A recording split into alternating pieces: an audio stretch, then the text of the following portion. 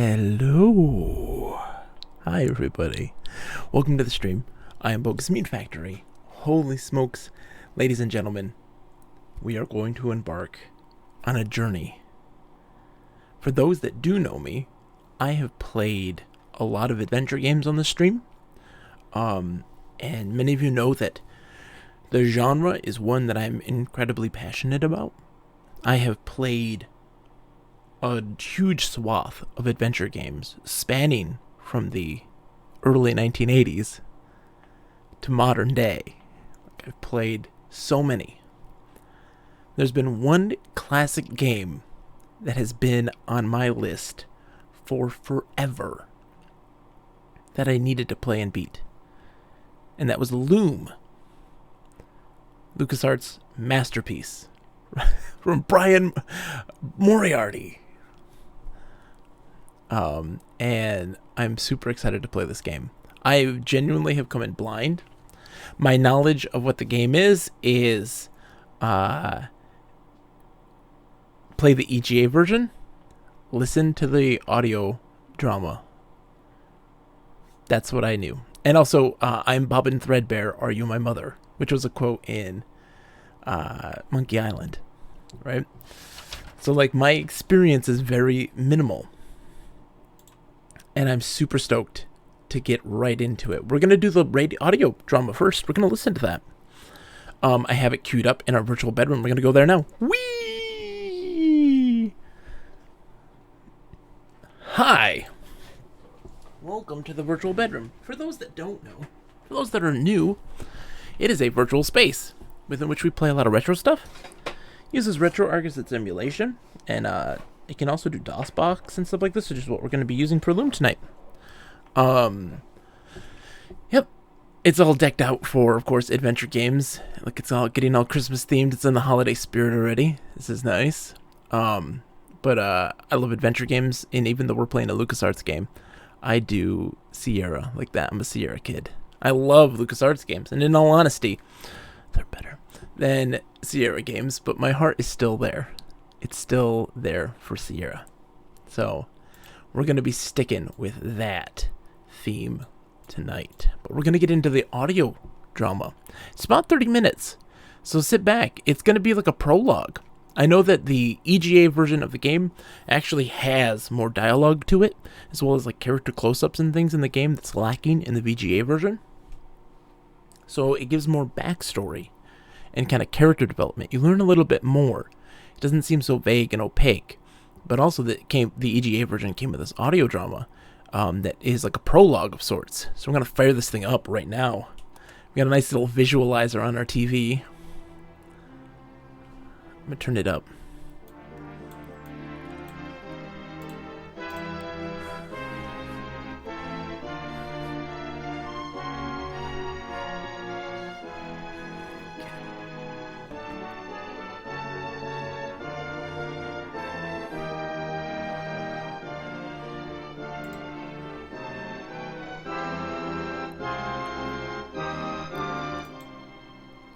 Long after the passing of the second shadow, when dragons ruled the twilight sky and the stars were bright and numerous, that humankind began to thirst again.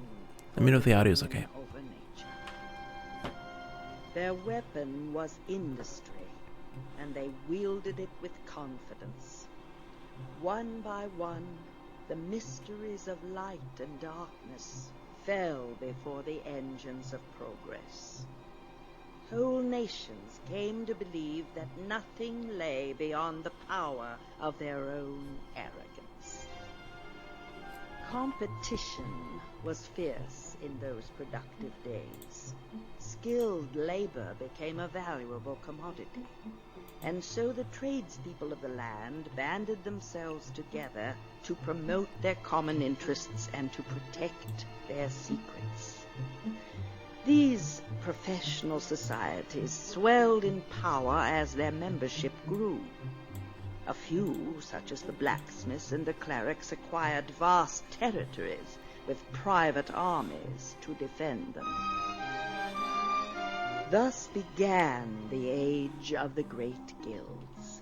Vast city-states devoted to the absolute control of knowledge, held together by stern traditions of pride and of fear. Welcome to the stream, Hunter. Within the span of a few lifetimes, the commerce of the world was in their hands. Interesting. But not all of the guilds were equally ambitious. The spinners of thread and weavers of fabric wished only to pursue their labor without interference. They did not involve themselves in the politics of the day and left the administration of taxes and wars to others. So the Guild of Weavers never attained the prominence of the shepherds or the glassmakers. Their number was small, for their strict rules forbade membership to any but the child of a member. Marriage outside the guild was discouraged and eventually outlawed. Outsiders regarded the weavers' ingrown society with distaste, yet their customs were not without benefit. The natural talents of their membership were nurtured and purified, generation after generation, until the greatest among them wove fabrics of such extraordinary beauty that the whole world wondered at their achievements. Goods bearing the seal of the guild commanded a premium price, and the weavers amassed considerable wealth in this period, which they quietly hoarded. Like the other guilds, the weavers had evolved a philosophy of living based on the tools and terminology of their handiwork. Interesting. They beheld in their great frames of wood and metal a symbol of universal truth, and found ways to work subtle patterns of influence into the fabrics they wove. The cloth of the guild soon became known for virtues other than mere beauty. Certain weaves seemed to possess remarkable powers of healing. Others held a charm against ill fortune. In the fullness of time, the art of the weavers transcended the limits of physical cloth. They abandoned the flax and dyes of their ancestors to wield the very stuff of light and music, and spun new patterns directly in the fabric of reality. The ignorant looked upon these works with fear and called them witchcraft. Ooh. Many of the guild were persecuted. A few were hanged. To protect their heritage, the weavers expended a small fraction of their wealth to purchase a rocky island off the mainland coast. They packed up their spindles and skeins and shuttles and retreated from the company of men to refine their arts. Interesting. In solitude. Okay. Many wars and plagues followed. Mighty guilds fell into ruin. Others rose to surpass them. The exhausted world all but forgot the humble guild of weavers, and few found reason to visit their home, an island of mystery, shrouded in perpetual mist, shunned by sailors, which ancient maps call LOOM. The titular line. Interesting. I'll be quiet, sorry. Hatchel, Lady Signa. Bless you, child. Out of bed so soon. What brings you? I wish an audience with the elders. Look at you, pale as lace, and your hands trembling. Sit down. The idea of coming this way alone. You wouldn't be up and about if I was still midwifing. You can be sure of that. Now, what's this you say? An audience? I must speak to them. The elders. At once. The elders? I see. Concerning? A matter of importance. Please, Hedgel. An audience. Oh, my. Wait here. Old Hedgel will get you in. Interesting. I do not remember summoning you, Hedgel. Oh, forgive me, Elder Atropos.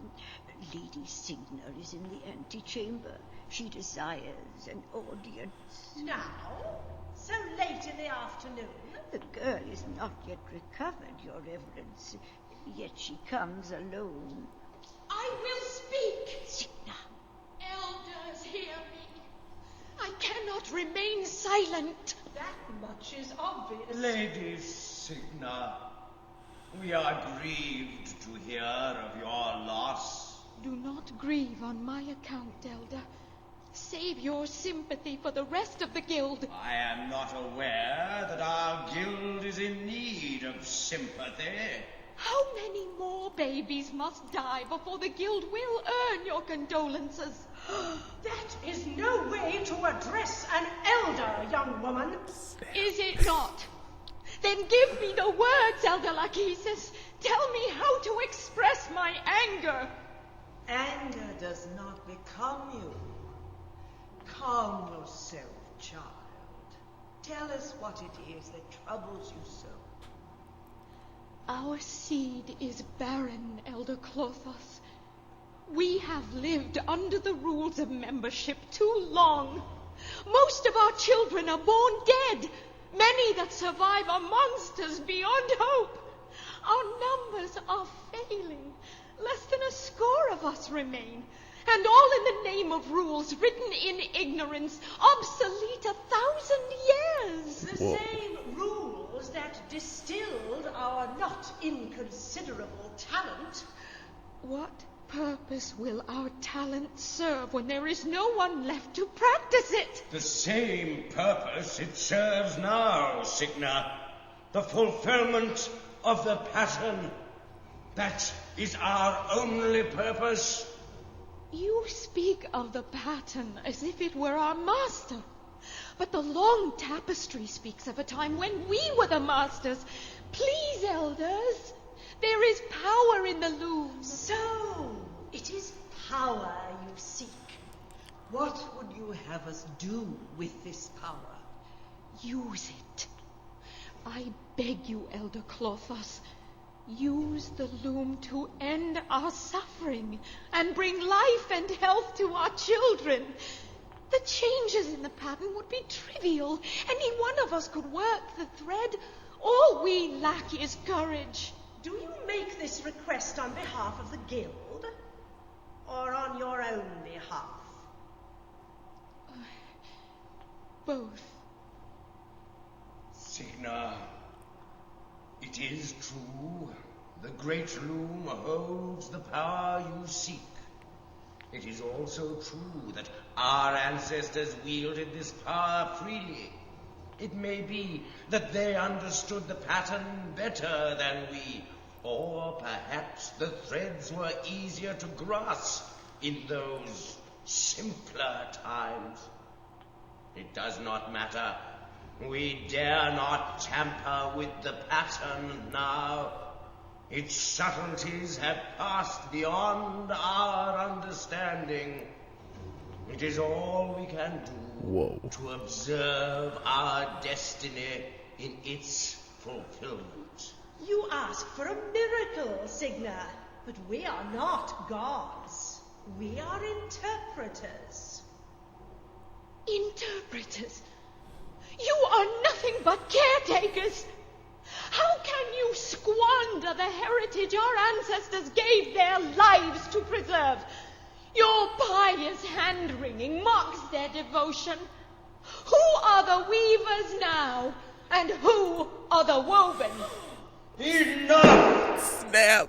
I have tolerated your hysteria out of sympathy for your bereavement, but I cannot allow you to utter blasphemy in the presence of the loom itself. you will return to your tent and forget that this conversation ever occurred. If I hear of it again outside this chamber, you will suffer the penalty prescribed to all who defy the will of the elders.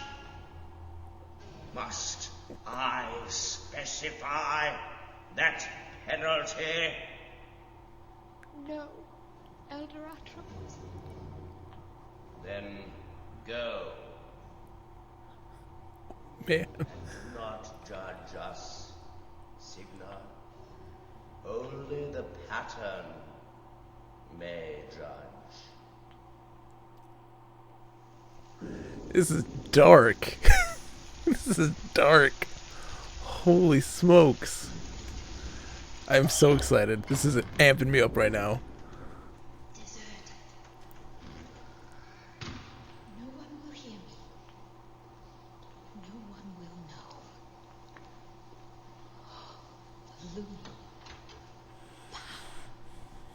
The elders are afraid to use it. I am not afraid. Oh, the colors in the pattern. Dancing. The shadow of rainbows. One gray thread. Gray goes with every color.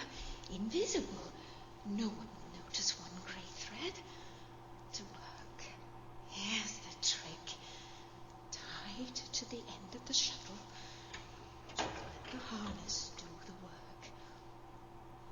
Throw. Beat. Treble. Rest. Throw. Beat. Treble. Rest. Back. And forth. Across. The web. You taught me well. Poor angel. Treble. Rest. Throw. Beat. Rest. In and under. Through. Back. Throw. Beat. Treble. Rest. Throw. Beat. Treble. Rest. Throw. Beat. Lady Signa! Too late. Poor child. You understand the gravity of what you have done? She just made a baby. Only the pattern may judge, Elder Atropos. We cannot allow this outrage to go unpunished. Don't Do ban me, what you Twitch. must. You made a This baby. baby is alive. I am content. Surrender the child to Dame Hetchel. Care for him the way you did for me, old friend. It's the only way I know. There. I am ready. Lady Signa, you are guilty of treason against the guild. You have breached the sanctity of the loom and compromised the fulfillment of the pattern to indulge your own selfish desires in direct defiance of the elders. You are henceforth and forever outcast from the guild of weavers. You shall neither behold this child nor set foot upon this island again. From now until the end of your days, you shall wander the skies in perpetual solitude. Your mournful cry shall be a lesson to all who would defy their destiny. Whoa.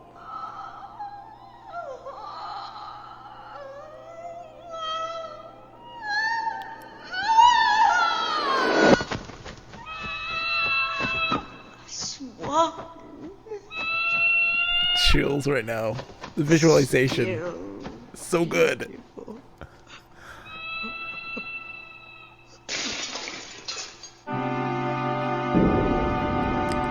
This is nuts.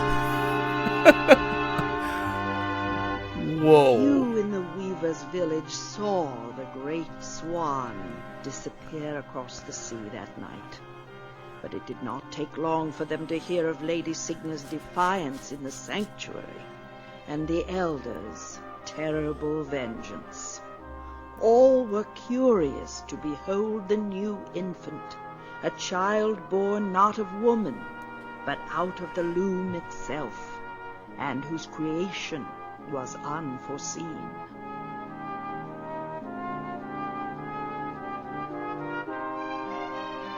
It was decreed that the child be raised outside the ways of the guild until his coming of age 17 years hence, when his future would be decided by a high council. The old serving woman, Hetchel, agreed to raise the loom child as her own. She named the little boy Bobbin. Bobbin? Bobbin, wake up, child. Hetchel? That's right, dear. Out of bed. Still dark. I know, little one. Get up quickly and get dressed. Why? Sleepy? There's something outside I want you to see. Quickly now, before the sun rises.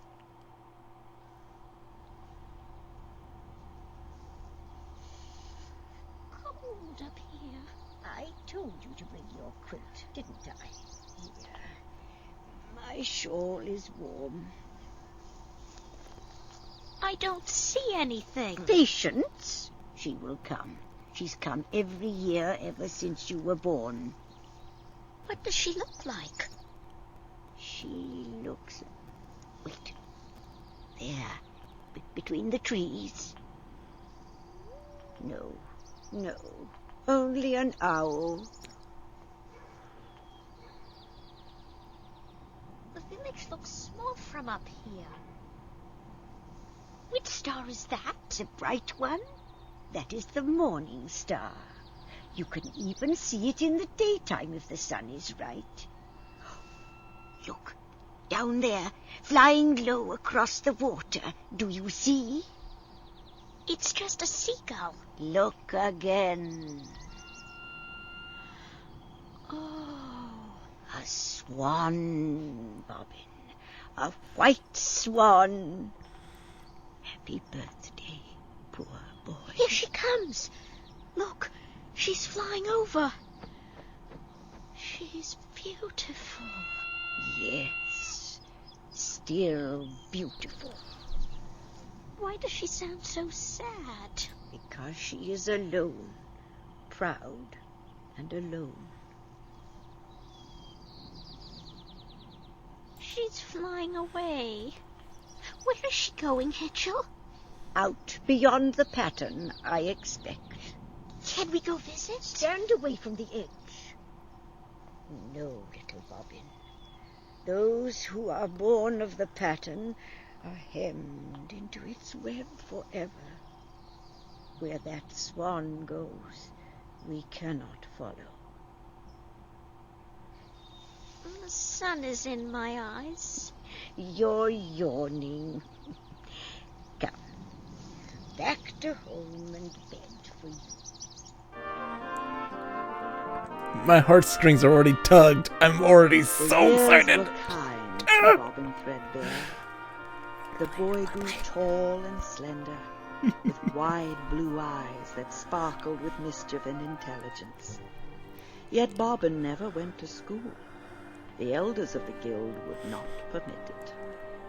The other children were told he was a half-wit, and they taunted him with terrible cruelty, throwing stones if he came too near. And so the friendless boy spent his days in solitude, combing the beaches for sticks of firewood, and exploring the hills and forests of the weaver's little island until no one knew them better than he. Old Hetchel cared for Bobbin like her own son. She saw his growing bitterness and begged the elders to end his cruel exile. But the elders were afraid of Bobbin, and not without reason. His unexpected birth had thrown the pattern into chaos. Year after year they watched with growing apprehension as shadows of apocalypse spread across the web in the loom. Bobbin's thread was weaving its way towards a destiny of overwhelming consequence. The pattern was disintegrating. No one knew how to stop it. The elders never told Bobbin who he was or how he came to be. They prayed that Bobbin would be unable to fulfill his destiny so long as he never left the island and never learned the ways of spell weaving. They did not suspect that Bobbin's education had already begun. Ooh. Not tonight, Mother Hetchel. Especially tonight. Draw the curtains, boy. Sit here by the fire. Now, tell me, how many threads are there in a draft? 4. Their names? The throw, That's 1. the beat, 2.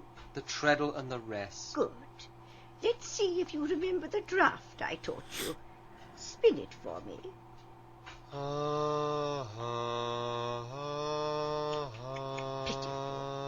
Listen to me.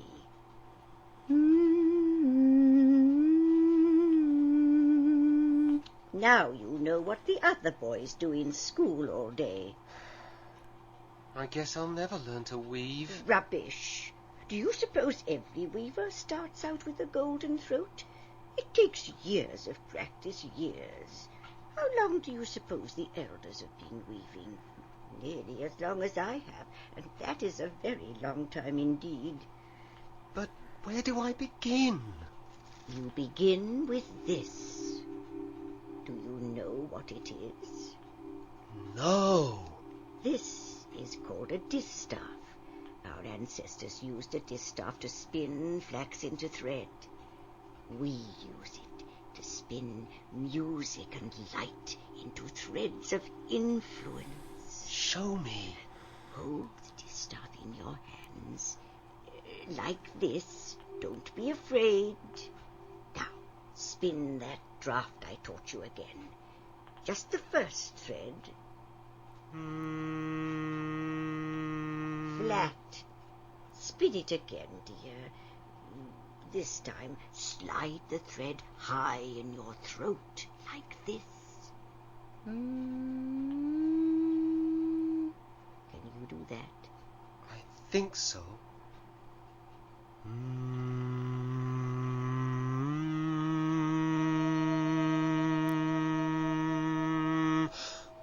It's glowing. It's telling you when your pitch is correct. Try the beat and treadle threads.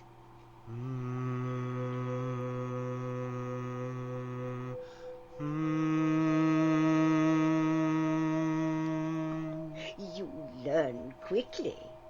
What happens if I spin all 4? Let's find out, shall we? Let me shut this first. All right. Listen carefully. I want you to spin those 4 threads again. We're in the virtual bedroom. Wait for the distaff to glow before you go on to the next. Watching the audio. Spin play. the last thread. Point the distaff at the ball of yarn inside my knitting basket. But you just closed it. Indeed. Those 4 threads form a pattern of opening. You're going to lift up the top of that basket without even touching it. Whenever you're ready. Does it hurt? Tingles a bit. Remember, concentrate on the ball of yarn inside the basket. Spin Concentrate. Now, point. Not at the window. Wow! Shh! Blow out that light. Sit still for a minute. Good. I don't think anybody heard us. What other drafts do you know? Give me that. You've done enough weaving for one night. Off to bed with you. You have a big day ahead, and we both have to get up very early. Let me go alone this year, Mother Hetchel. Alone? Well, I suppose you're old enough. Go alone, Bobbin. I don't mind staying in bed late this time. This is crazy. Hi, Decaf Chetty, by the way. It Yeah. was still dark when sorry. Bobbin awoke. Quietly, so as not to disturb old Hetchel, he slipped into his warm grey robe and stepped outside into the chill before dawn. The climb up the cliff path was steep and dangerous in the darkness. Only the waves crashing against the rocks below broke the stillness. Bright stars twinkled overhead. It was still half an hour before sunrise when Bobbin reached the top of the cliff. He sat down beneath a crooked old tree and leaned back to wait for the 17th visit of the great swan. In less than a minute, he was fast asleep.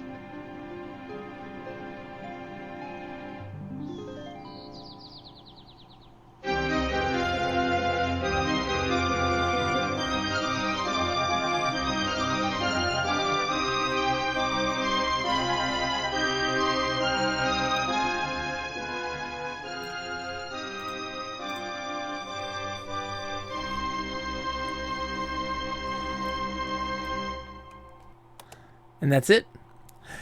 How's it going, Decaf Chetty? So that was the audio drama that came with the EGA version of Loom.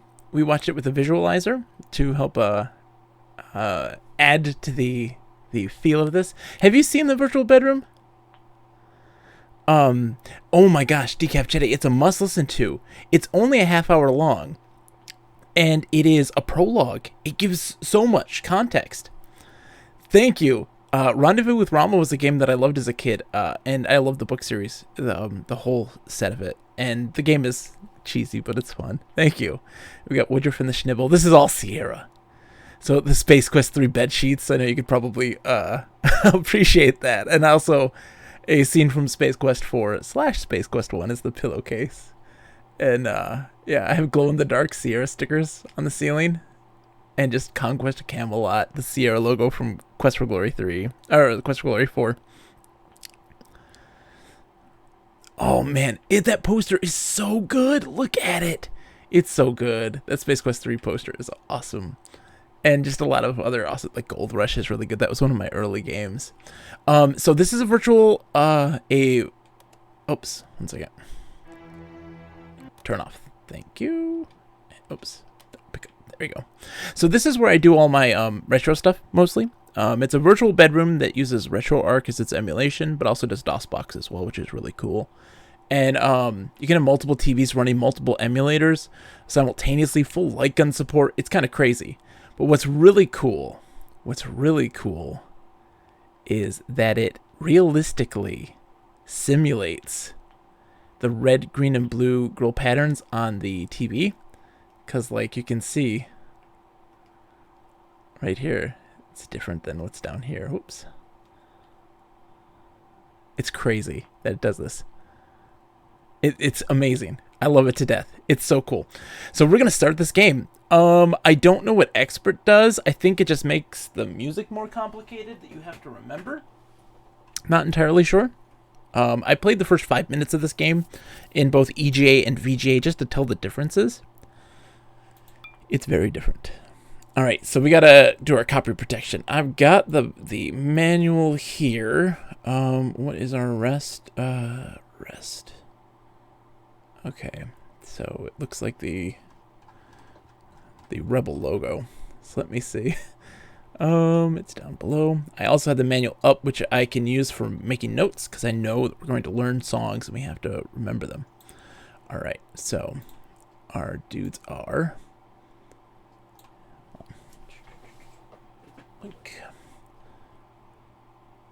doot, doot, doot, doot. Oh, okay. We're good. Shalom. Oh, I'm so ready. I'm so excited. You have no idea. This has been the biggest one. This is the biggest gap in my adventure game experience. Let me know how the sound is compared to me. If it's too loud, too quiet, that sort of thing. I'm so excited. I have never been more excited for an adventure game. And I saw some folks on Twitter talking about it. Thank you. Rise, son of Signa. It is the dawn of your 17th year. I am sent by the elders to summon you. The High Council awaits your presence in the sanctuary.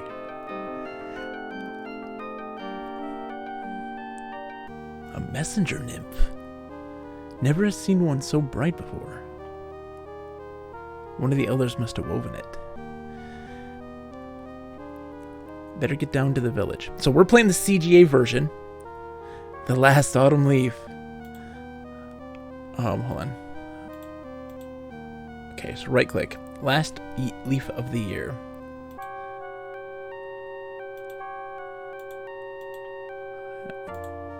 Dawn.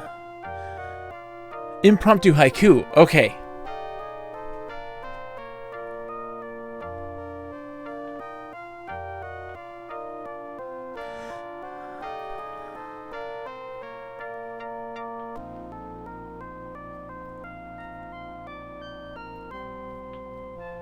The last leaf fallen amidst azure skies of dawn.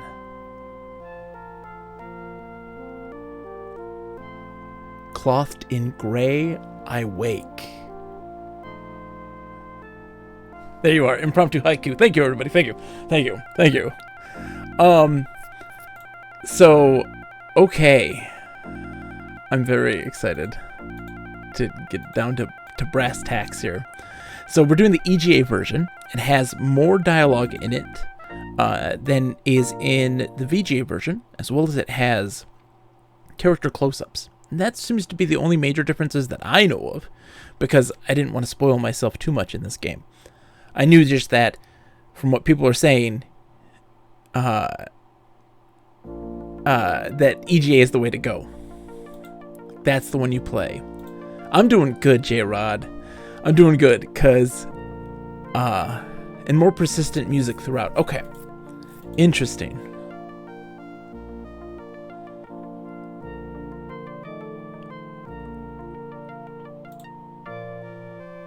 What the? There's eyes. What is that? Darkness. I can't see a thing. People ought to clean up after themselves. FM Towns version. Yeah, so the FM Towns version has the VGA visuals, and it includes I think it includes the close-ups and the audio, but it also includes all the original content. Like it includes the original dialogue and stuff like this, just not voiced. Maybe? I don't know. Hey, Maxels, it's a pleasure. Hey, no worries, no worries. It's good to have you.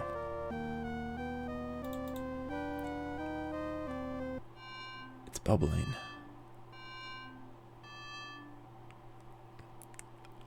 Okay, I'm gonna have to remember that, aren't I? This wool hasn't been dyed yet. It's good to see you, Maxels. Hopefully you were able to listen to the radio drama and just enjoy. Ugly Green. This is the book of patterns that Hetchel lets me read sometimes. Better take it with me. Okay. Grass green. I hate that color. This is interesting. This is very different than most. Okay, so that's another spell. Can I get ye flask? I cannot get ye flask. That's for Keyleth.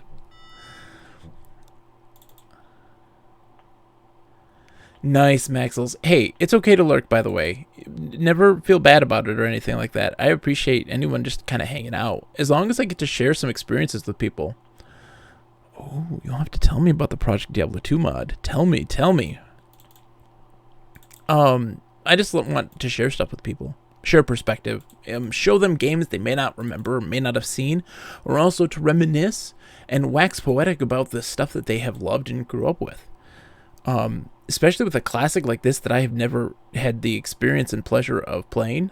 I love getting people who do love these games to come in and just be like, I'm so excited! You're playing my favorite game! And of course, I don't have any experience with it, so I'm curious. This is the long section of the tapestry. The threads describe the creation of the world and the passage of the two shadows. It will be Maxels for 2021 when the new year starts. We're going to be making the list. Like the first stream of the year of 2021 for me is going to be making the list. So we'll be making it together because people can then suggest some ideas of some games that they think I might want to play or that they would love to see. And if that interests me, if that excites me, I'll add it to the list. Here's another section of the long tapestry. The pattern shows the rise of the guilds and the story of the Weaver's founding. Interesting. No problem, Decaf. Hey, oh man, everybody, if you have a chance, and if we are able to end on early enough, you have to check out Decaf Jed's stream, playing Gabriel Knight 2 for the first time. It's another big first. They're a big Sierra fan as well. Highly recommend it. I'm so excited you're playing it, and if you're still going when I'm done, I'm going to raid you for sure, because that is one of my favorite Sierra games. I really hope you like it. Have a wonderful night, and thanks for coming in at least to stop by. This one illustrates the decline of the guilds and the gathering of a third shadow. Odd, the end of this tapestry is torn completely off. Bye. Dwarven Dad! Bye, Decaf Jedi! See you soon, man. It's a pleasure.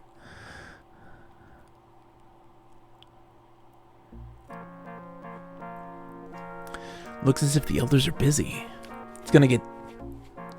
Wouldn't want to interrupt. You've heard the findings of the High Council, Dame Hedgel. What have you to say in your defense? Oh no, they're persecuting Hedgel now. I have no defense or excuses, Elder Atropos. My actions speak for themselves. This is a very beautiful scene. No defense, not the slightest remorse. This reckless defiance is intolerable. Why do you disobey us, Hedgel? You have always upheld the rules of membership to the letter. Tell us what is in your heart. Lip, I would love to know the differences too. The boy must be told the truth about his birth, Elder Clothos. His talent awakens. Soon he will wield the power of weaving, whether we choose to guide him or not. We dare not desert Bobbin now. Stubborn old fool. The secrets you reveal to Signa's son may be turned against us. That is why his training was forbidden by this council. Enough, Lechesis. We need not explain our decisions. It grieves me to see your many years of faithful service end in this disgrace. But the wisdom of the elders may not be questioned. That is the final rule of membership. Another one of your students, Lady Signa, learned the terrible price of defiance in this very chamber 17 years ago. Better that you had heeded that lesson.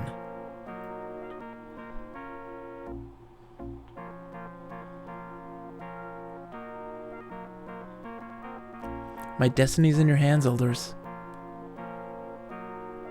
Our hands are empty, Hetchel. That is such a great line. Gaze once more upon the great loom if you would know your destiny. My destiny's in your hands. Our hands are empty.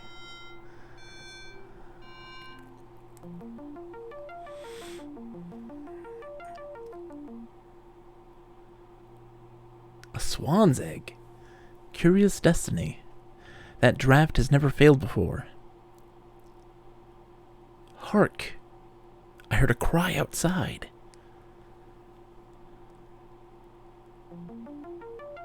Snap. Mama Swan is coming to wreck stuff. This is beautiful.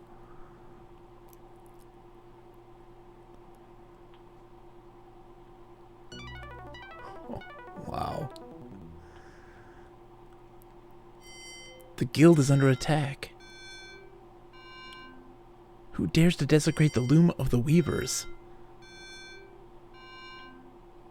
This is the work of the demon boy. Kill it while you still can, Atropos. Cursed forever by the name of Cygna's son, the loom child Bobbin Threadbare. So the swan came in and was putting the tones on the loom, causing them all to turn into swans.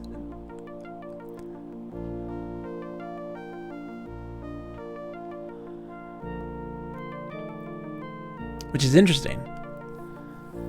It's interesting. Because, like, I saw somebody be like, yeah, the beginning seems weird. They all turn into swans. I don't understand. And it's like they have a tune that turns you into the swan. And when the swan came in, it was plucking those threads. Everyone's flown away. No explanations. No goodbyes. Why do they always leave me behind?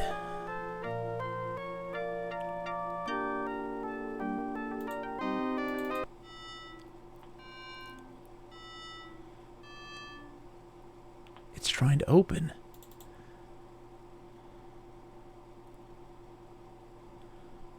Feels heavier than it looks.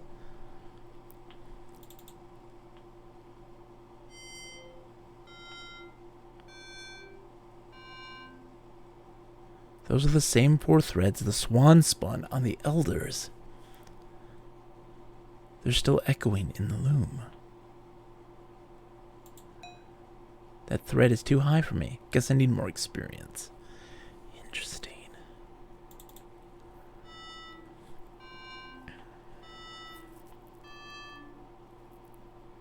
It's trying to open.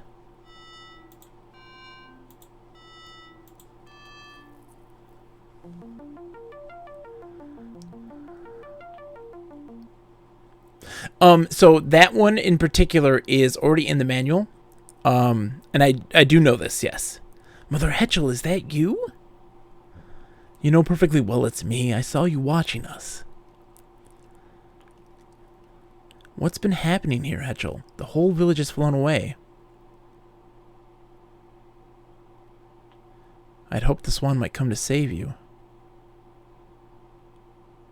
But I never expected her to weave as much mischief as this. Save me? From what? From the elders. They were going to turn you into a swan as they tried to do me. Oh, look at little Duck Hetchel. Aww. Looks as if a signet was the best they could manage with these old bones. Oh, well, interesting that Cygna and Signet. Why do the elders want to get rid of me? I haven't broken any rules. They fear you, Bobbin. But why should anyone be afraid of me? Ever since you came into our world, the elders have watched chaos spread across the pattern in the loom. They believed, hoped, that your birth was the cause of this chaos, and that order might return if you were banished. But now the elders are banished, and you are still here. This can mean only one thing. The pattern is failing of its own accord. Soon it will come to an end, and with it all that is hemmed into its threads. I'm digging this.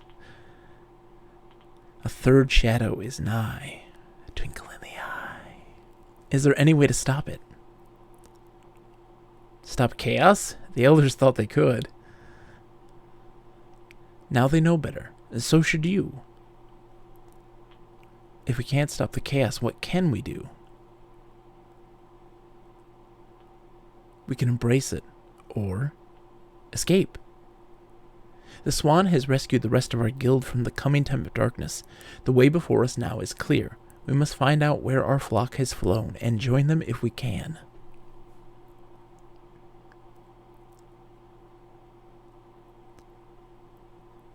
You've already found the elder's staff. Good. This staff. Good. Never let it out of your grasp. You won't be able to weave very much with it at first, I expect, but as you gain practice, more and more of its power will reveal itself to you.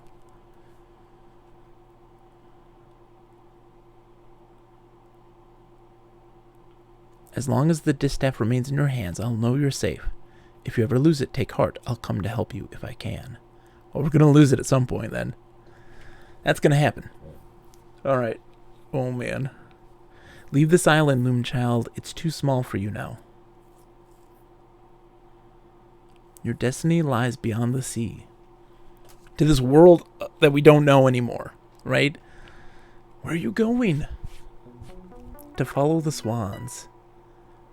And, like, you can see the strings of, like, the reality open up for her. Wish I knew why everyone keeps calling me Loom Child. I saw that, J-Rod. Brunch is playing a mercenary. I got a chance to take a look.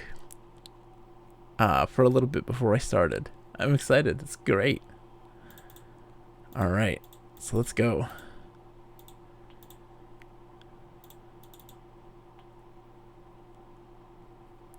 So we're on our way out, right? I can't go, like, up into this. I disagree that the VGA was too hard to follow. I felt the story was internally consistent, just did more environmental storytelling, and some of the mysteries were revealed later rather than explained at the beginning. Interesting. I will have to. Dwarven Dad is What About Brunch is playing.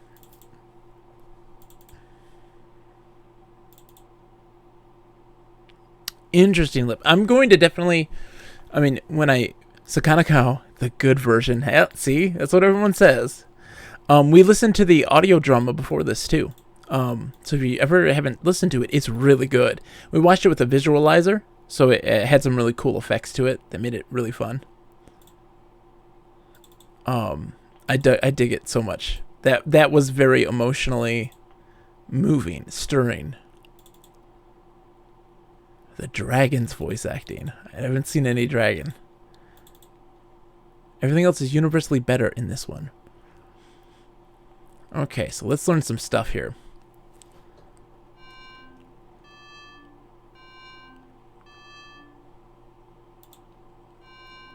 CD, C, D. That draft won't work on the pod.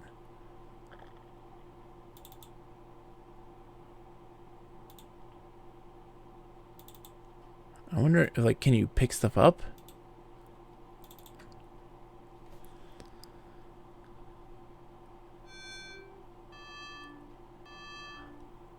Oh, hold on. Okay, I'm understanding.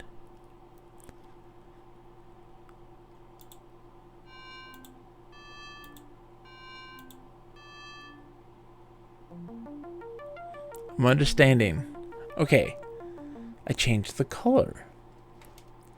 So we got a thing for that, right? Transcendence is the thing that turns people into a swan. I'm reading this from the manual.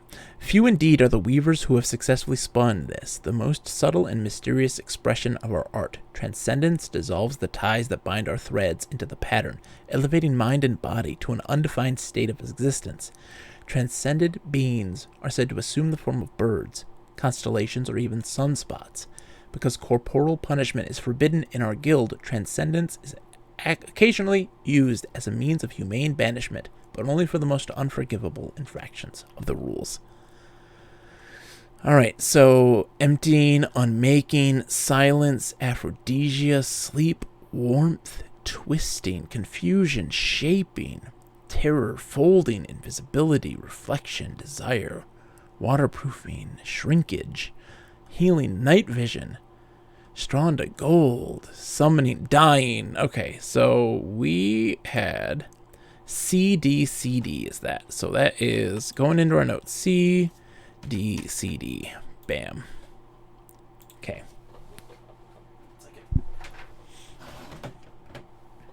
Okay. Oops.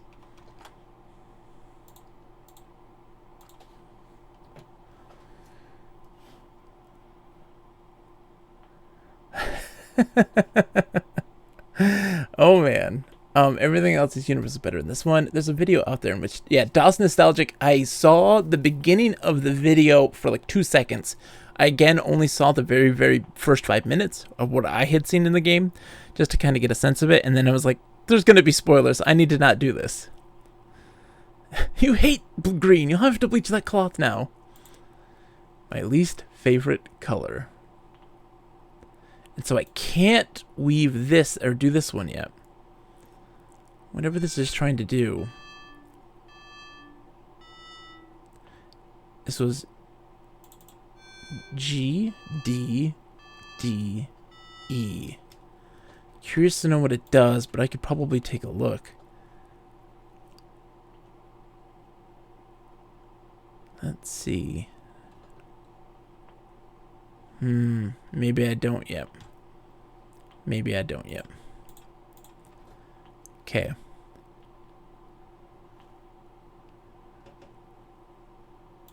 Oh, Lip, you don't agree? So you're a fan, Lip. You're a fan of the VGA version, right? It's a dragon? Nobody said anything about a dragon.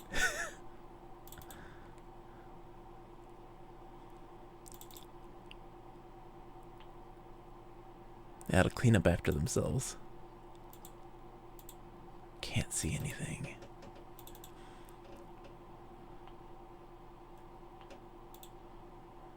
So there are some musical things bungled as well. I'm curious, Lip, because I think that when I do beat this, I'm going to visit this again in the VGA version as well, for sure. Seagulls.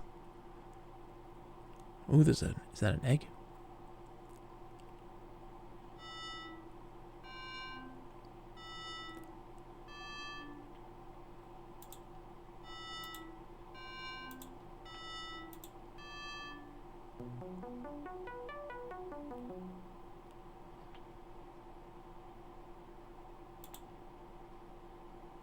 What is this? Oh, this is open. Okay.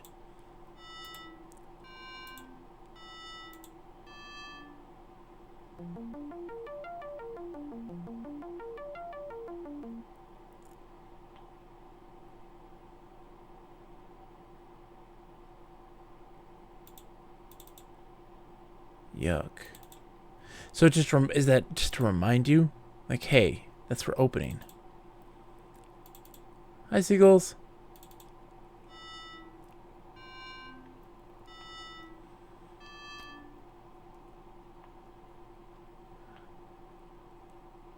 Found myself swayed by DOS Nostalgic's arguments against some of the VGA art direction. My first PC was EGA though, so 16 color graphics didn't bother me as much.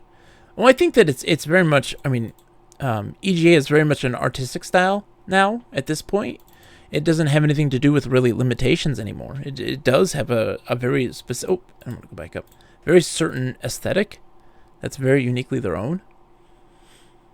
And, so, you know, we talk about how, you know, it doesn't look as good as VGA.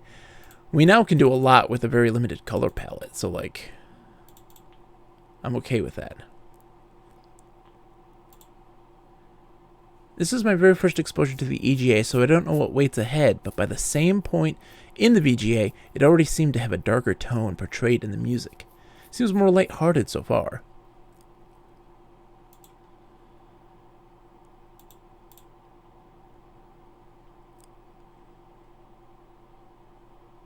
Hello, owl.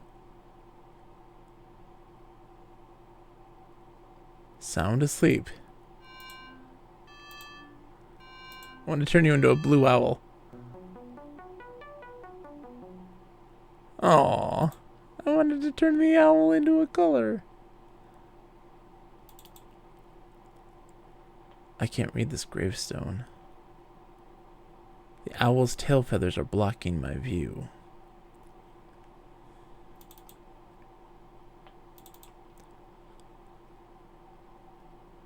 Ouch. Whoa. Poor little fella.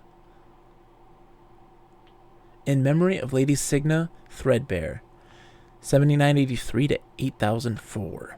Destiny shall draw the lightning down from heaven, roll its thunder far across the sea, to where I wait upon the shore of wonder, on the day the sky is opened, and the tree is split asunder. The day the sky is opened.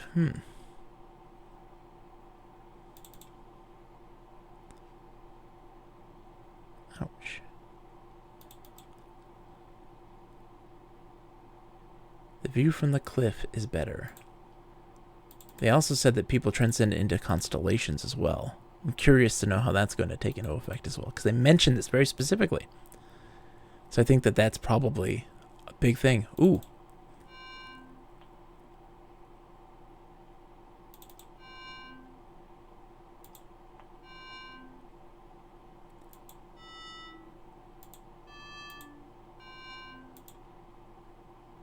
Guess that isn't a draft. Oh, that's the sound it makes.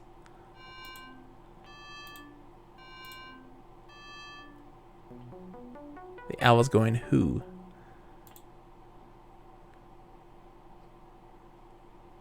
Interesting. So you can see the stars glinting. It's a sign. It's a sign. Let's go up and take a look. Now that we have the staff too, we might be getting more songs or notes that we need. I'm guessing.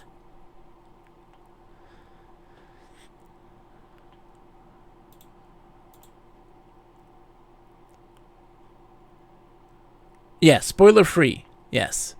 Please. Spoiler free. Unless I ask very specifically.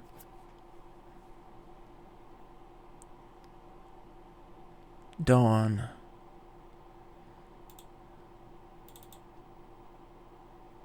So the first step is to escape.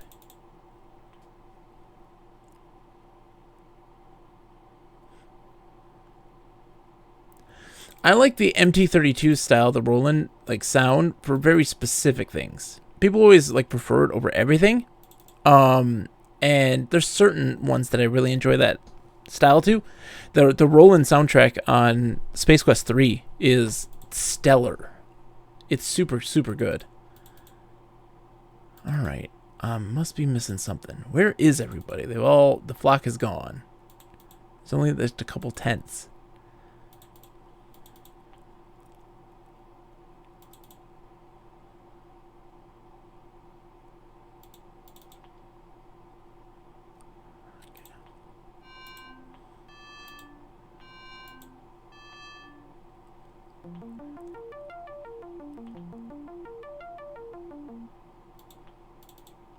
Hate green.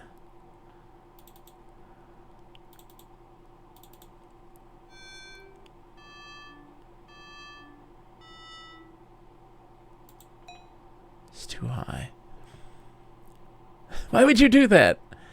I don't know, Lip. Let me see if I can change the color. Can I change to anything else?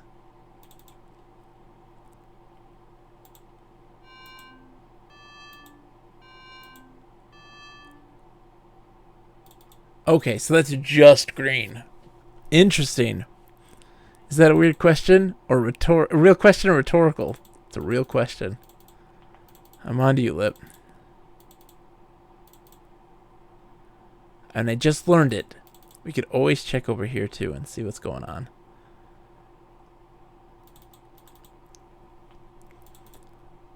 How is that wand playing music? It's not actually. What's happening there is that the wand tells you if you're hitting the right pitch. And what it is you're singing it, right? And this is helping channel it into stuff, like channeling into magic. You can change it to another thing. Curious.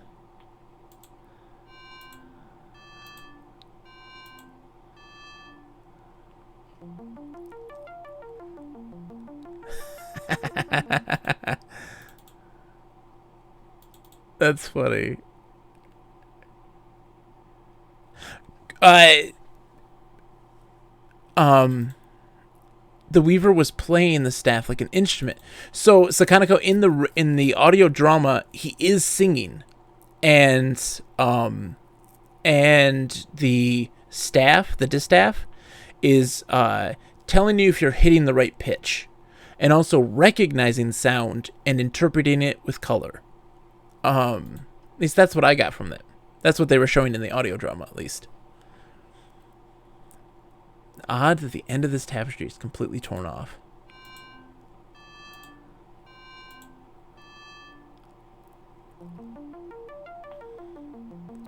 We're turning it all green.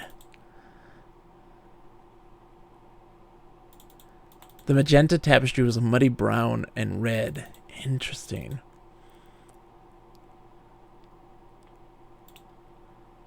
Let's see.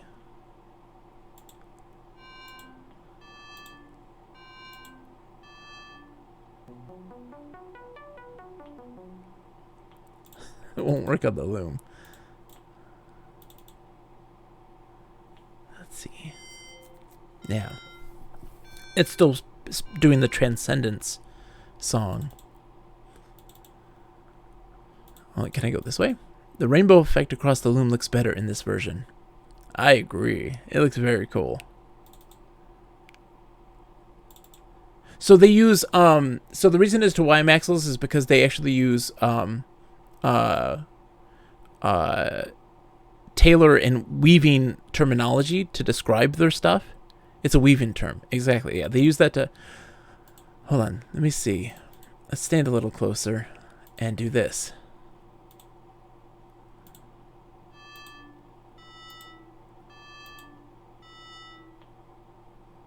Okay, that isn't a draft. I thought maybe if I did it a tone up. The owl scene filled in the shadows with ugly grays in the VGA version. Okay. So I turned everything green. That's what we've achieved so far. The only time that I ever really ask for hints, and it's always just a big one, is like, am I missing a screen? Like, is there a place that I haven't visited? And that's typically what I haven't gotten to that point yet. Not asking for that now. But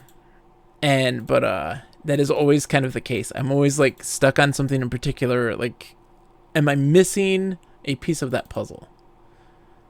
Let's go this way, because I'm still trying to figure out exactly where I can go and what I can do. We're still kind of exploring.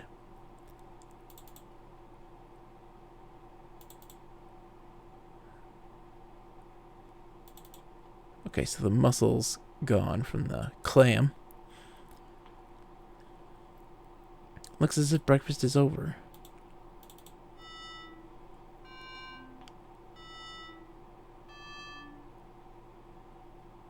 Yeah, they're singing to me. So like what's happening there is that's the tone, that's the sound that the seagulls are making.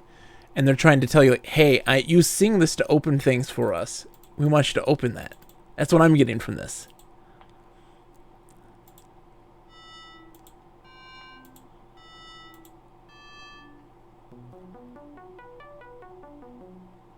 It's already wide open.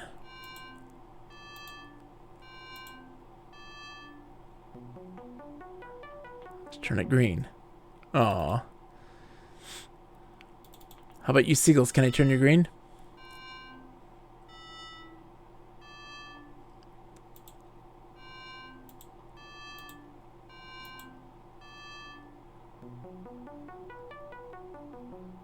Oh, I'm gonna turn everything green in this game. Can I keep going left? Let me see if I can keep going left. No. Okay. Nothing in the waters. Oh! Oh! Alright. That's, Oh, no. Keep going. Keep swimming. Keep swimming. That's like a Sierra no-no. Don't go in the water. Ever! I would have died. Absolutely, I would have died. Can I swim this way? No, no, oh. Swim the other way. Let's see what happens.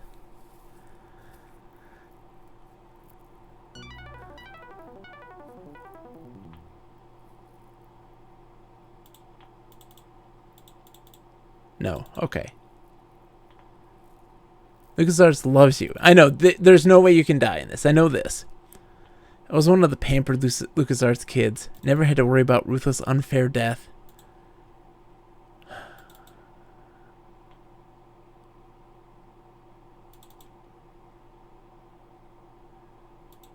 Going back in here.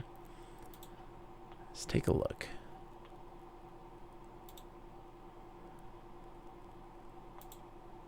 Oops.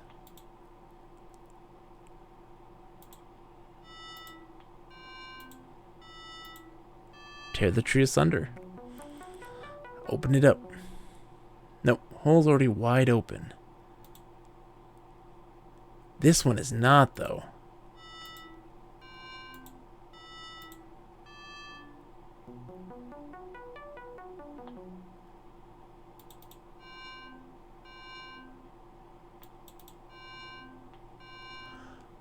Okay, we're making progress.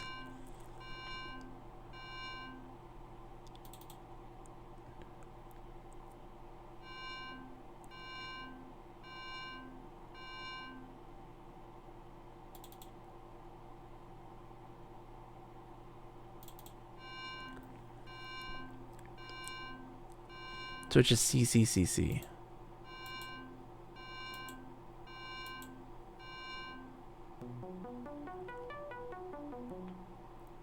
What does it do, though?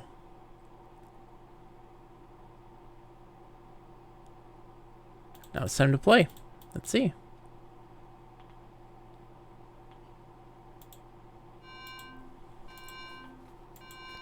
Play around and experiment. Draft doesn't work there.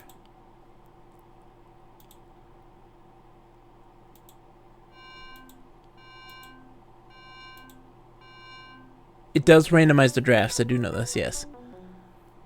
Okay.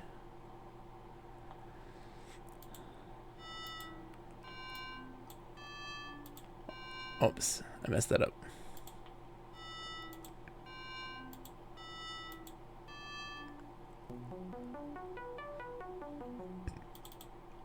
About as open as Thorns can get. Alright. Can I look at these? No.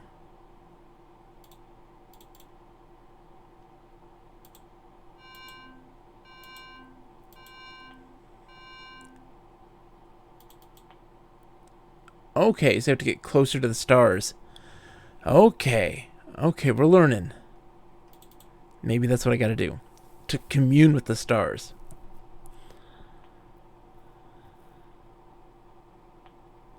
So what is the owl? The owls are singing that tune. While we do that, I guess I can go and look and see what the drafts are. Draft of Desire. Night Vision. Oh, that's what it is. It's night vision. It's 100%. Owls can see in the dark. That's what it is. It's night vision. We're gonna use it in the darkness. It helps to have the manual. Like the seeing what the different drafts are, but not how to do them. It helps to have that.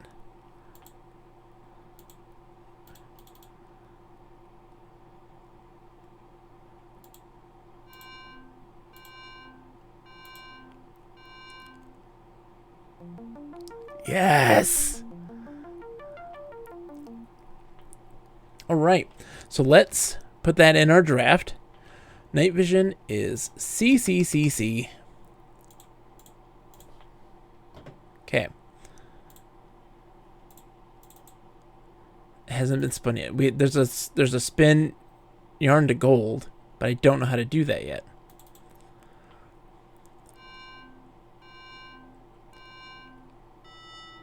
CCCE.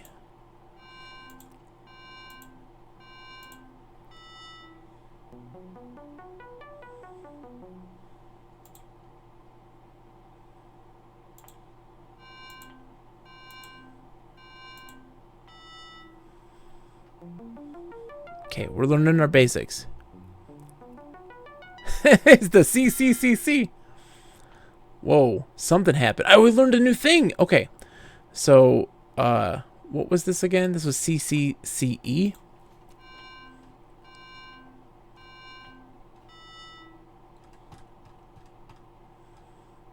Straw yarn to gold, CCCE. And we learned a new note, which is going to help us in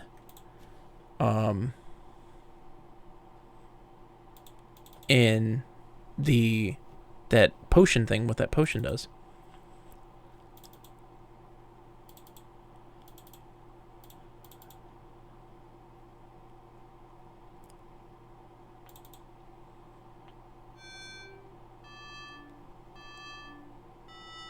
I did turn that into it. I don't know. I can't do that one yet. Okay. Still not high enough. I only can do F.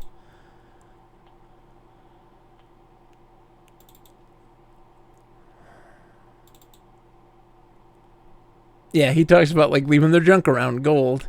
It's because they had made so much money and amassed so much wealth at that point that it was useless to them. That's money that people in the mainland use. They don't have a need for it. What draft that flask is? Let's see. I mean, it could be. Let's see. It's not summoning. It's not tongues. Not night vision, obviously. Not desire.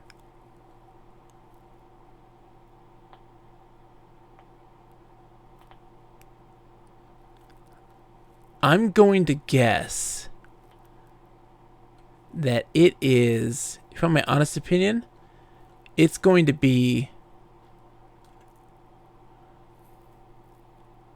emptying is what it is.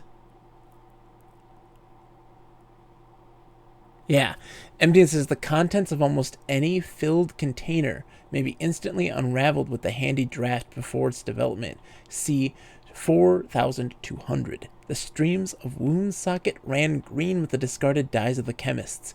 Avoid the temptation to spin emptying upon lakes or clouds. Its range is deliberately limited, so we're going to do that on the lake to walk across it to get out of here, aren't we? That's what's happening. That's what's happening. But I don't have the note to do that yet. So let me look at this again. The pile is spun.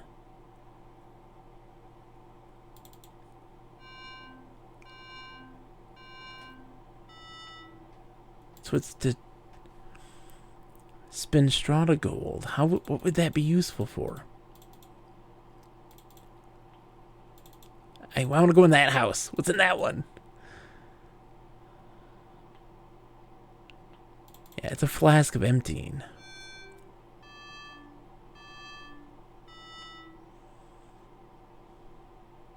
So let me write that down, because I'm pretty positive that's it. The flask got spilled over. So it's GDDE. Pretty positive that's what it is. GDDE. Okay, but I don't have the ability to do that yet.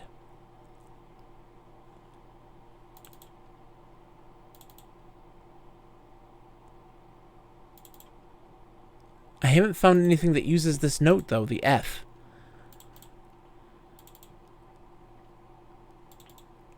There's a lot of them, Sakana Cow. According to this book, there's a lot. Red says, is this the hidden prequel to Doom? I'm joking. I know. How's it going, Red, by the way? I hope you're doing well. Hope you enjoyed the audio drama. I had a blast listening to that. That was a very emotional experience. I really, really, really... It struck a chord. And to have that visualization, those moments when they were singing, you know, in tune, and things were all, like, really smooth. It was really cool.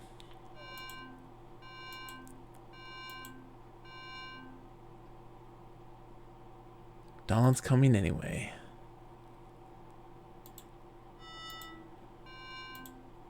Make the sky green.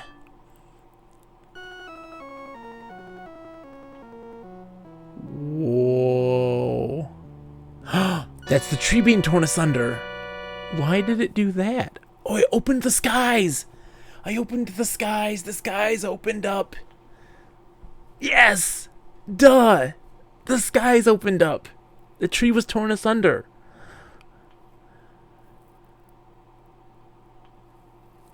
Oh, nice. You gotta let me know how it is. A boat? Or is it the tree? Am I riding a tree? I'm riding a tree across.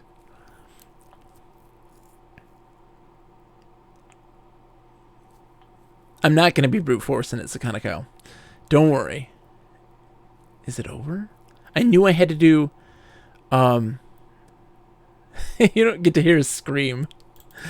I typically pick up on stuff. So like right now it's kind of simple, but I'll be picking it up. It's not a trial and error necessarily. The voice actors, they tried to keep the original cast too of the audio drama, I believe. Not entirely sure about that. I think so. We're Bobbin Threadbare, Red.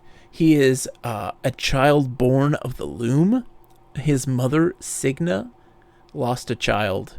The Weavers were very secular. They kept to themselves. Only members, or children of members, could become Weavers. And to the point where there was a lot of inbreeding. And they're dying out. And so she lost a child and said, we need to use this loom to weave magic to stop our infertility. And they were like, no. And so she snuck in, birthed us from the loom, and she was banished as a swan.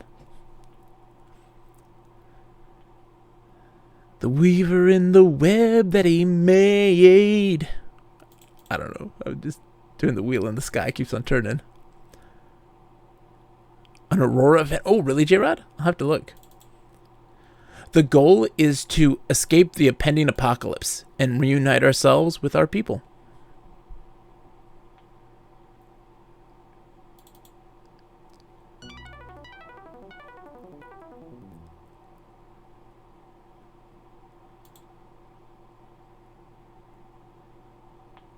I've got a boat.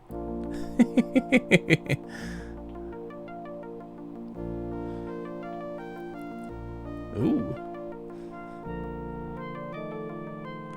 You should have heard the audio drama, Red. Oh, the seagulls. My people. The birds. The audio drama was very dark, Red. It was very dramatic and scary.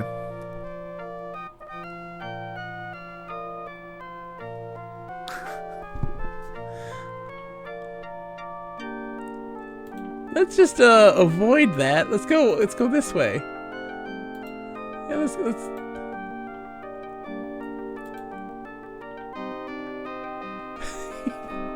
don't want to get any closer.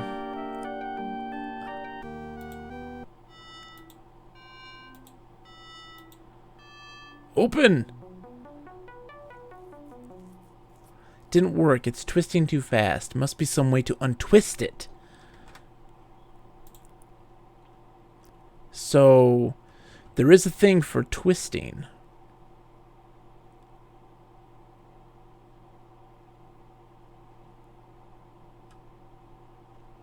We haven't learned that yet. Maybe we can keep going. Can I drive by this?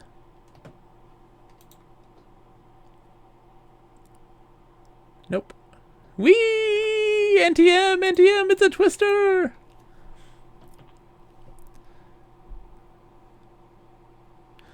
Well, there are only a small group of people living on an island. Yet another Bob and Scream. So like the apocalypse would be more related to the undoing of all existence. Can I swim this way? Better not swim too far.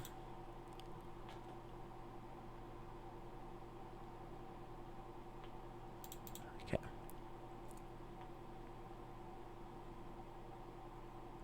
Here we go again.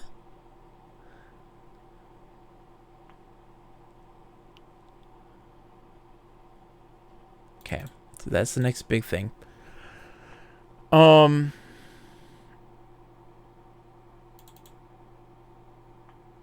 So we gotta go back to the flax. Or the I should have killed him. It's like, yeah, absolutely. You can't fail. This is LucasArts. So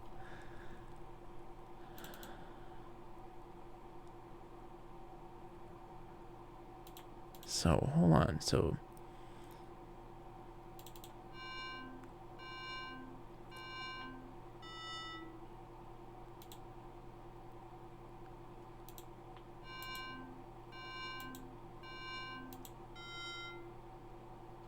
no.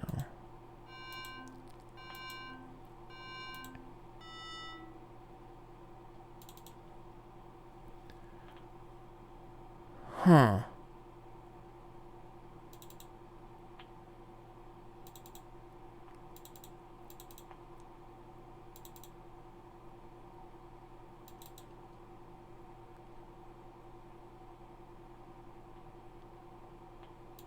Let's take a listen real quick. But yeah, failure is not a thing. LucasArts is very much like, we're not going to punish people in that way. Sierra used death typically as a way to give you clues on things. Like if you died, you'd have a better understanding of the obstacle that was killing you. But LucasArts had that completely different design approach. I wish I could change the speed. That's the change I'd have. You're coming apart at the seams. Let's see. Do you have any any sound for me?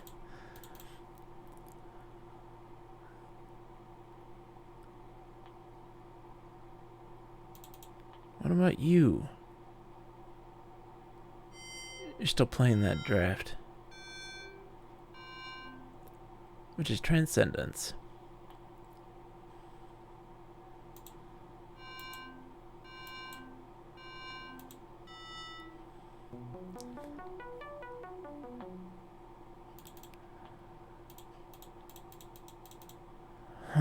Okay.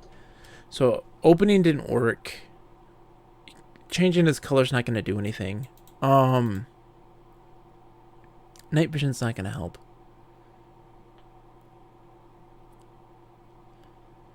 We don't have the ability to learn something. Okay, so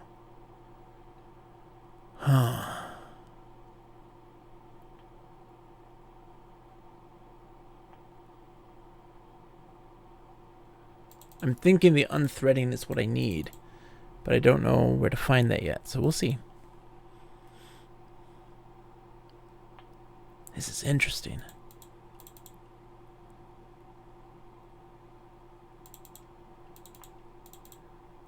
Yeah, there's technically one spot. I think you're right, Lip.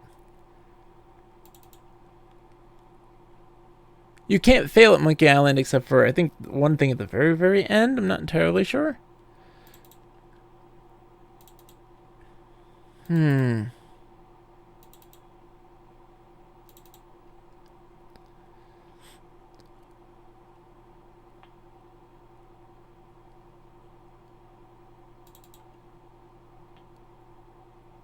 Grassy green.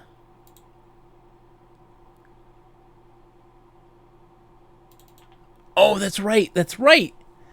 That's the spot. If you stay there longer, then you can hold your breath.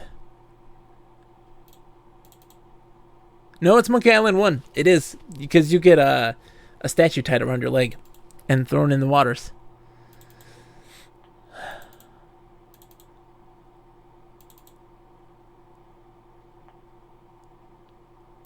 So the seagulls have forsaken me.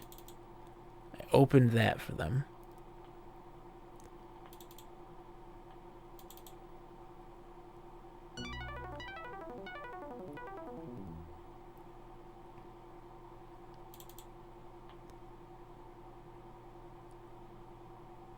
Okay.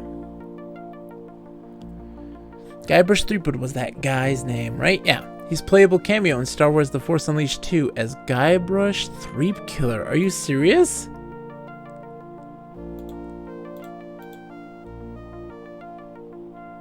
That's kind of ridiculous.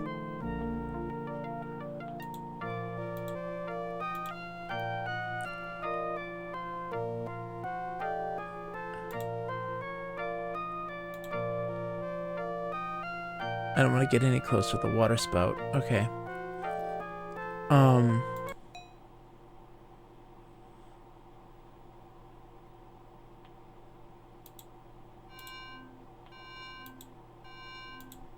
Why not, right?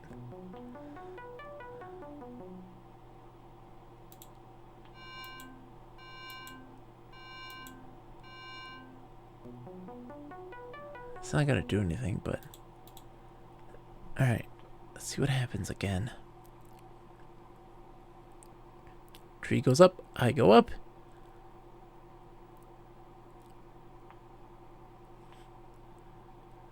We go flying.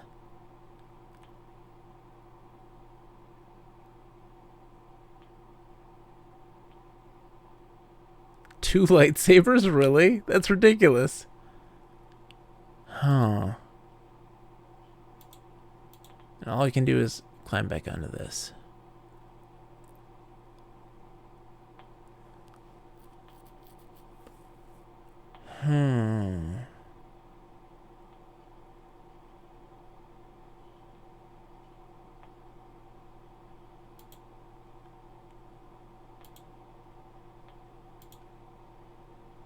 This is troubling.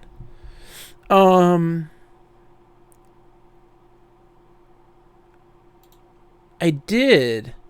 thought I tried to open. I can't focus on the seagulls. At least I didn't think so. I tried to. There must be some way to untwist it. Yeah, the seagulls don't do me anything.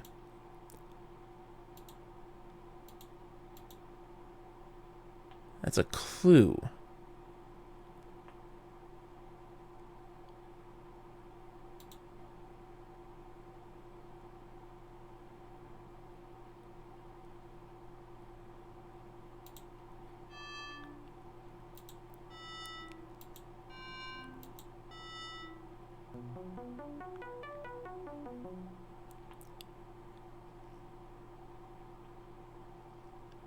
That's backwards. So kind of, I was like, yeah. Okay, so...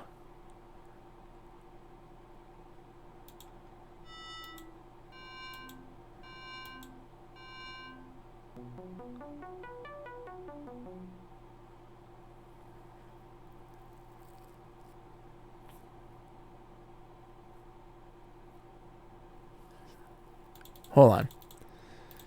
Hold on. Gotta test some things. We gotta go back and test some things.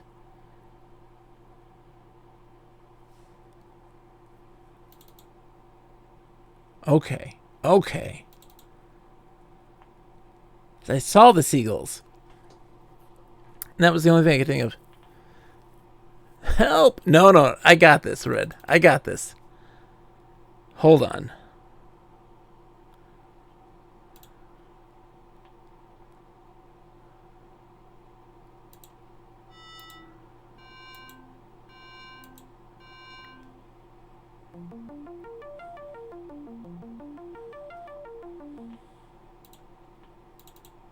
Straw again.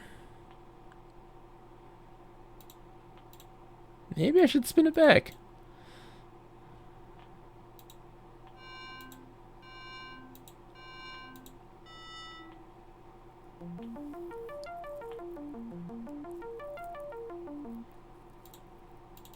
Okay.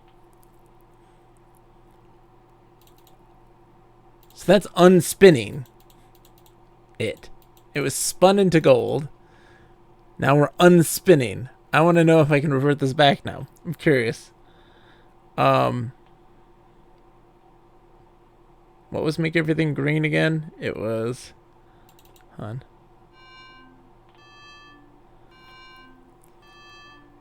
Okay.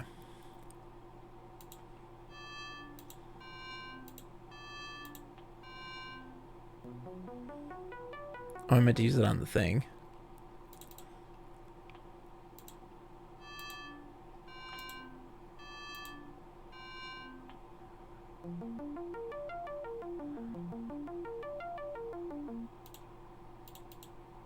White again. That's more like it. Oh my goodness. Degreeninate everything!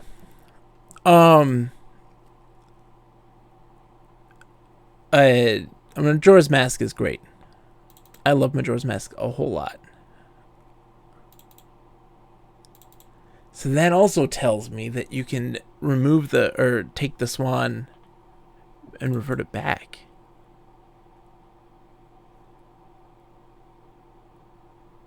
Okay.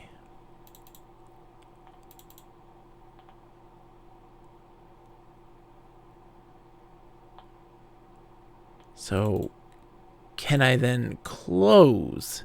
Like, I mean, spin, or that takes gold to straw. Novices are often impatient to acquire the undeniably dramatic ability to unmake physical objects. Luckily, these volatile threads lie well beyond the grasp of all but the most mature spellweavers. Interesting. Okay, unmaking. Silence.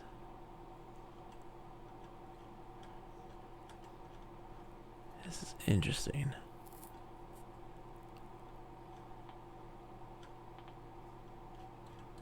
Okay. So D-E-C-E. Okay. Oops. Hey, howdy, Eric. How's it going? Bobbing. Just bobbing in the water. That's how we're doing right now. Earl. I knew that having adventurer here has led to your calling. So I needed to know that first. See? I needed to know that first. What was that again though? What was that again? Did anybody hear that? Okay. D-E-F-C. Twisty wind. D-E-F-C is twisting. I knew that's a thing. So where's that one? D-E-F... What was it? D-E-F-C? I couldn't hear the seagulls before. No.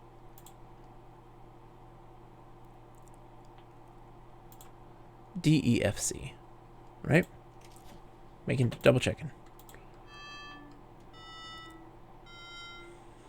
Correct. Okay, so we're going to twisting. D-E-F-C. So C-F-E-D.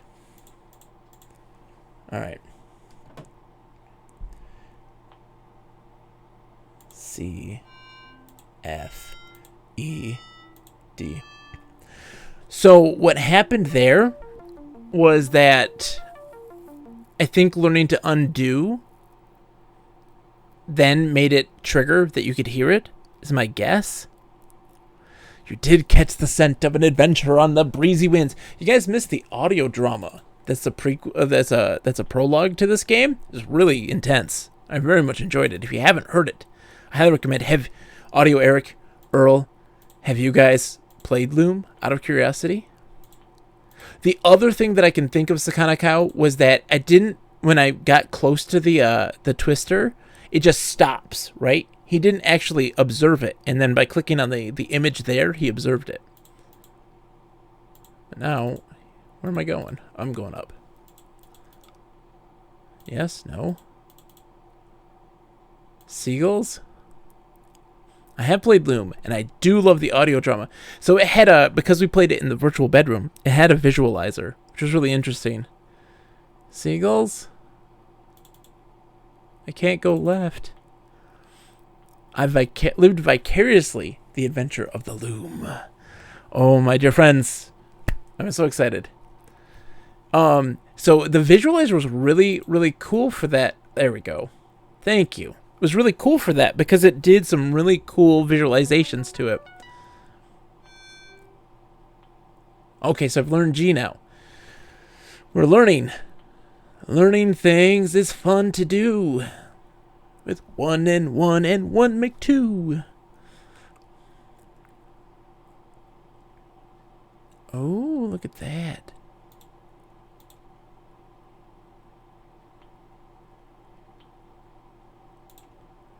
Let's go over here first. D, C, C, G. D, C, C, G. Someone write that down. This front was trying to sneak into our realm. Someone please put that in the chat. DCCG. Sneak? You call that sneaking? I heard him coming 2 hills away. Thank you. State your business with the Guild of Shepherds. I'm looking for a flock of swans. Swans? Right. Swans don't live in the woods, kid. Say, you don't suppose this is the wizard Fleece told us about, do you? I mean, he's dressed kind of like a wizard. Doesn't look very powerful to me. Save! Come on, wizard, show us your stuff. Prove you're a wizard, or you're not getting any further. Okay, so G, C, C, D. Oh, and myself? Oh, these guys, okay. G, C, C, D.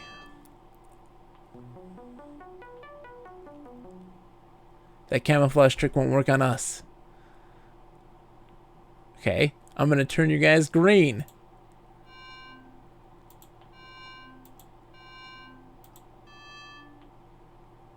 Wait, that's not a draft. What is the draft for turning colors again? I forgot. Night vision CCCC. Star on the gold CCCE. CDCD. And hold on. Let's get our invisibility going here. That's invisibility. So that was GCCD. GCCD. Invisibility. So CD, right? CD. I'm going to turn you guys green because I want to know what happens.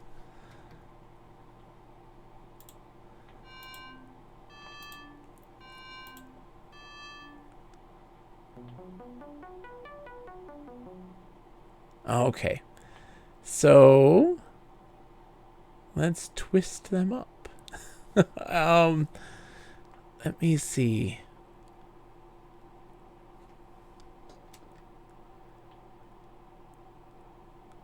So what was twisting?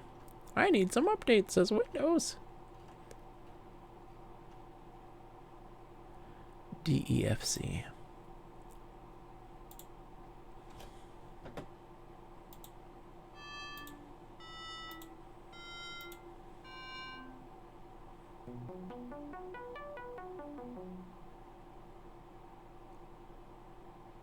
What is turning people to swans?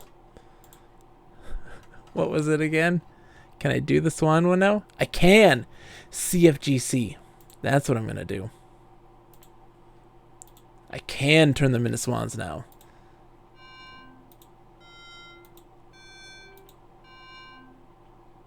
Wait, was it CFGC I thought?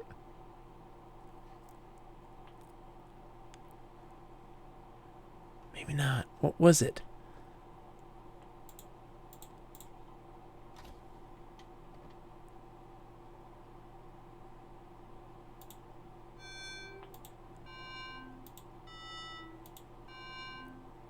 That wasn't it. Oh, small C and large C. I can't do that. That's right. It's high C. That's right. Okay.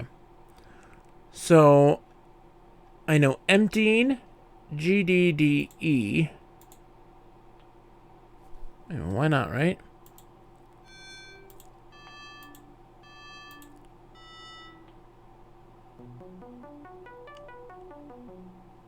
Driver from working the shepherds.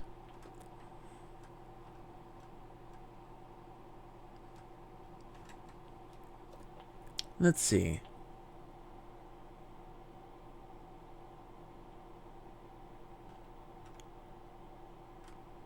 Invisibility's not gonna work. Night vision, not gonna work. Strong to gold wouldn't really apply. DC. Let's because I don't like that green. Hey, Cheese, how's it going, man? They're really patient right now. I don't know. Guys, throw me a bone. They don't look very friendly. I'm just gonna go this way. Goodbye. He's leaving. Not much of a wizard, eh? I'm not. Better luck next time.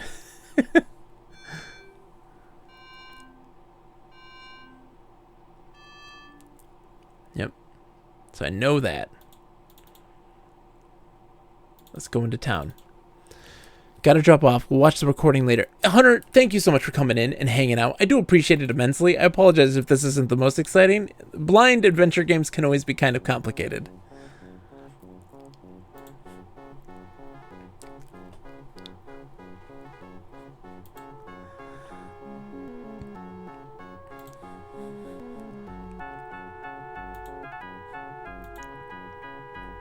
I'm having a blast, though.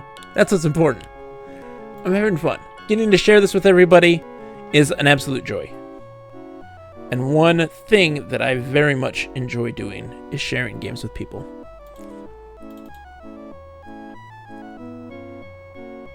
Ooh, so sparkly. Oh, I can go in here.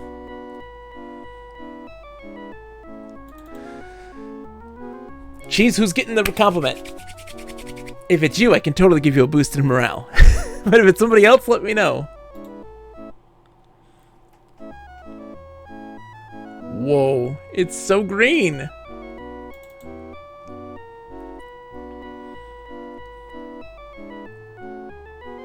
Yeah. If you want it for yourself, you can. But we're always welcome to allow compliments for other people if you want someone else to receive one. Greetings, stranger. Welcome to Crystal Guard. You're not at all. Cheese. I'm Master Goodmold, 31st in the Noble Guild of Glassmakers. Who have I the honor of meeting? My name is Bobbin Threadbare of the Noble Guild of Weavers. I will get you one in a second, Cheese. Guild of Weavers? I don't remember having a weaver visit us before. I see now why your fabrics are so prized. The cloak you wear is unlike anything I have ever beheld. Remarkable workmanship.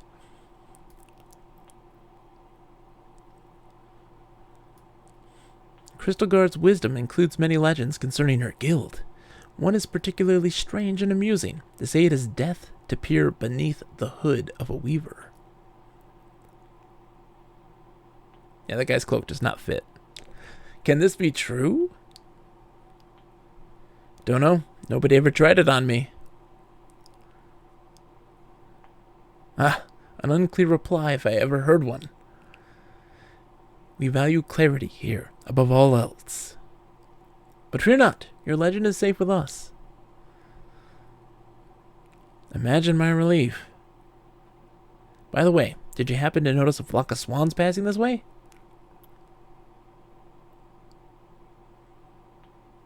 Swans? I've heard nothing of swan sightings. The city's been so busy of late. I doubt if anyone's had time for bird watching.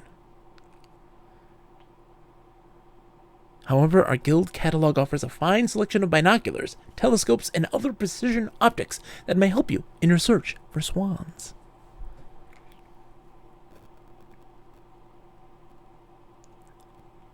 Thanks. I'll browse through it later. I'm sure you'll be delighted. Look around as much as you want, Weaver Threadbare. Cheese. Let me tell you something, Cheese. Oh, but remember, you break it, you buy it. Oh boy.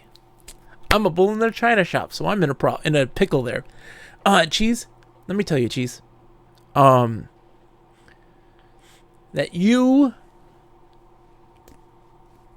care about golf games. You like golf games. Those are games that don't typically get as much love as they deserve. I've watched you play a multitude. And sports games are awesome. And I think people need to play more of them. And I appreciate your love of golf games. I love you, Cheese. Also, I'm glad that you did the draft with me. Yay!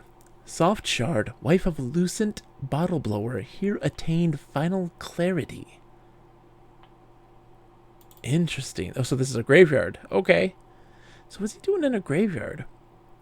Near this spot, Lucent Bottle Blower, founder of the Noble Guild of Glassmakers, attained his final clarity. I'm like, well, thanks. Interesting. So, Lucent and wife of Lucent. So what's that dude doing in here in the graveyard?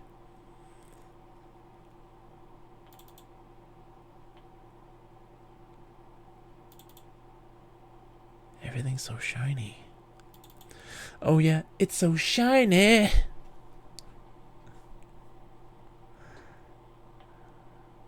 can go in here then, I think. It'd be very hot, you would think, right? This glass city. Ooh, they're talking. I need to go invisible. What's my invisibility? Invisibility is GCCD.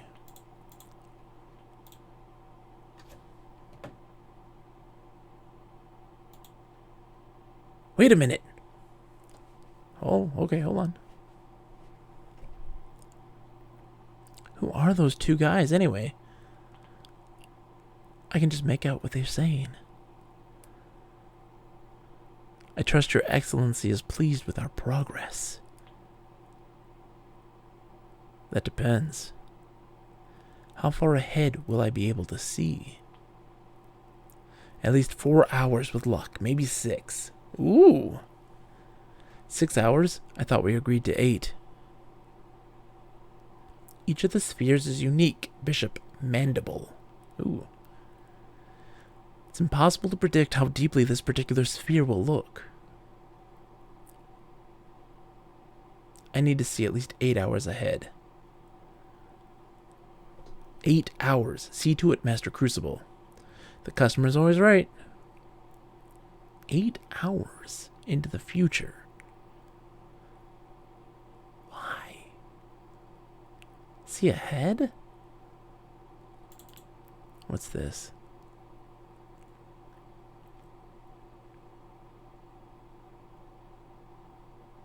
Interesting. The plot thickens. Where are we going? There's a little glass bell in here. Wonder what'll happen. Oh, Sierra game. Game over.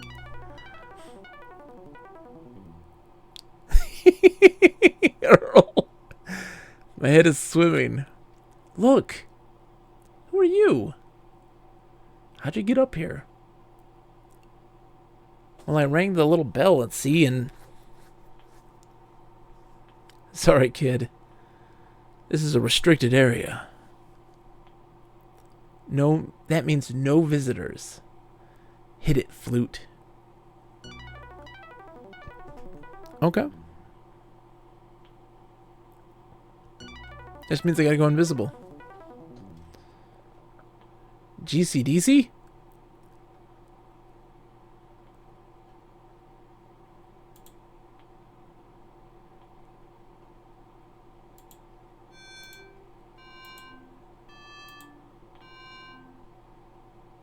No, that's not the right draft.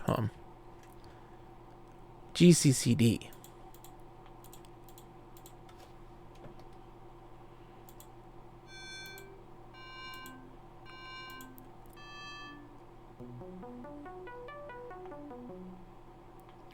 Okay. Did everything rematerialize in the right spot? Let's check. Okay. What is in that crystal? I am. There's a bell. Right?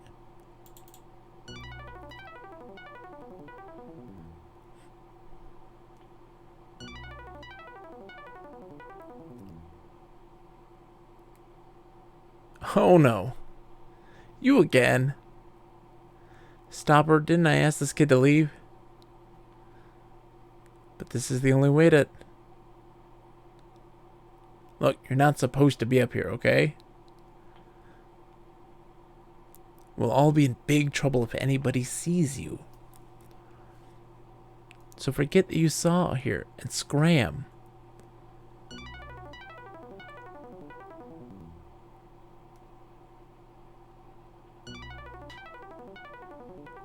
The plot thickens. I mean, those guys are going to be a problem. Can I get over here? I cannot. Right? I can't. They have the best voice acting in the whole game. I'm sorry, Lip. No.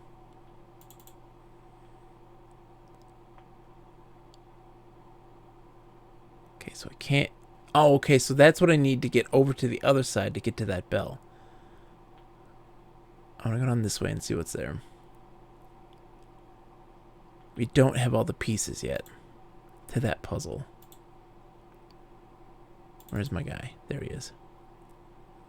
MC Escher time.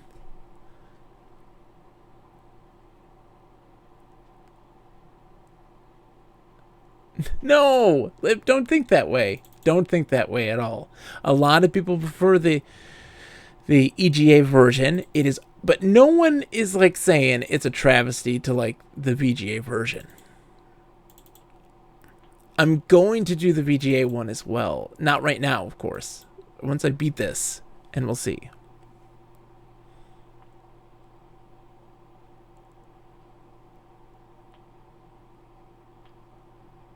Okay, so there's another bell. A crystal.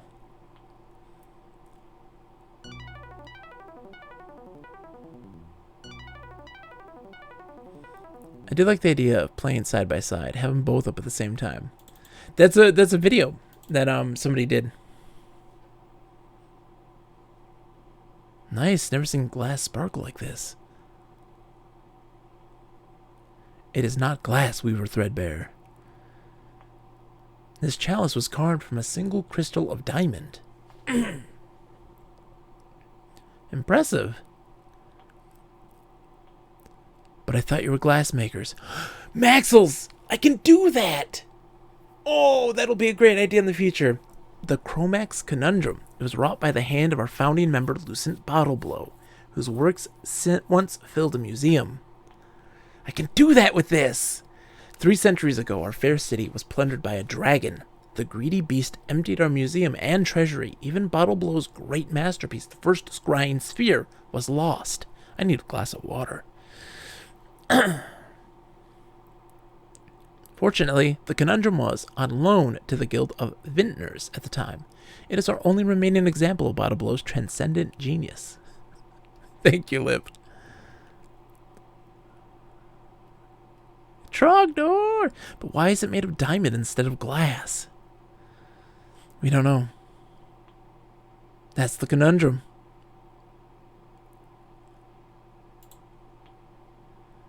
Okay.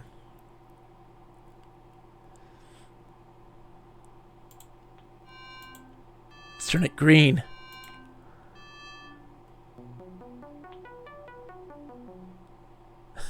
Okay. Let me see. What can I do with this? Can't twist it. I can fill it. GDDE is empty. EDDG. EDDG. Let's see if that does anything.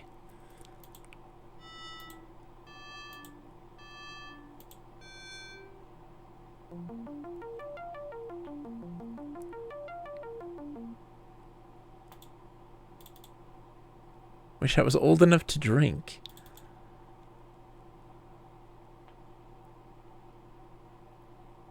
Oh, I'm back here. Okay, so it's all tied together.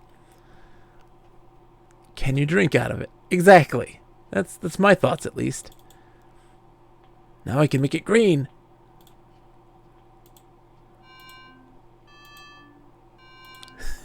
Everything's on fire. No. Okay.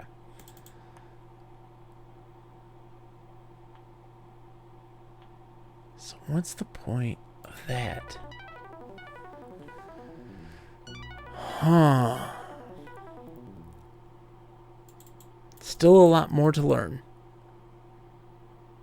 Everything's on fire. This is fine. This is fine. We need that dog. Where's that dog? This is fine.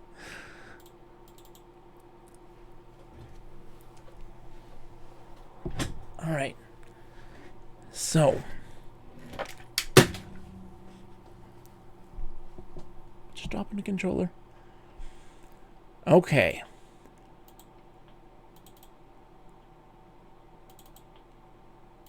So I'm just curious to know. So am I missing more? Is there more to explore? I think there is.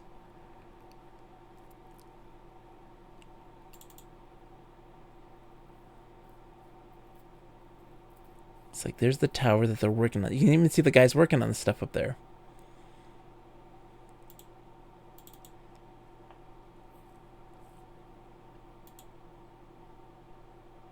Oh, I didn't mean to go in there.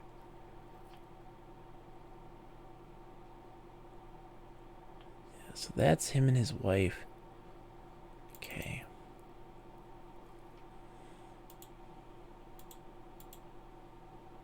Let's keep going this way. The pathing on here is a little goofy.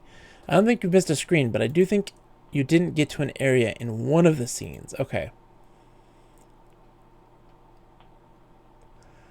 Oh, okay. So this is back where I came in.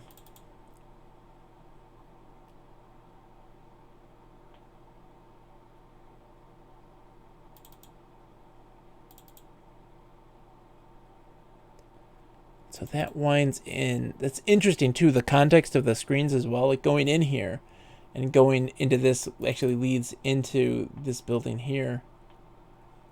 It all wraps around together. So yeah, I need to get there, and I can't yet because the workers are up there.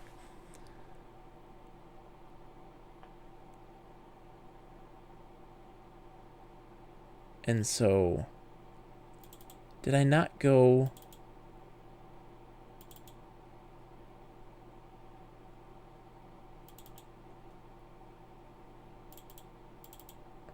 I'm wondering if I could go this way, if that is the thing I missed. Pathing is a little goofy.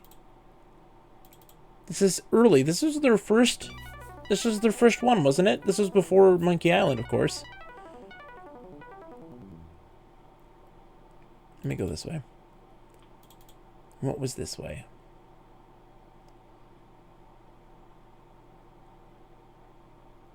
Okay, that led back here.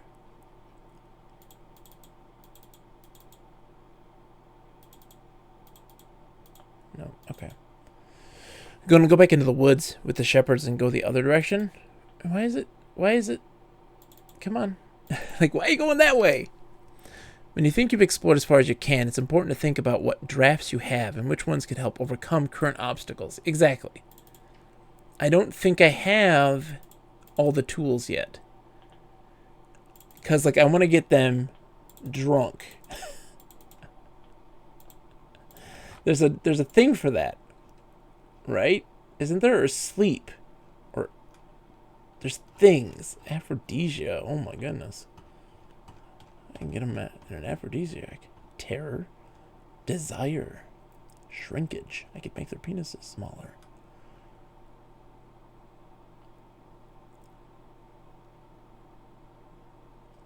Summoning.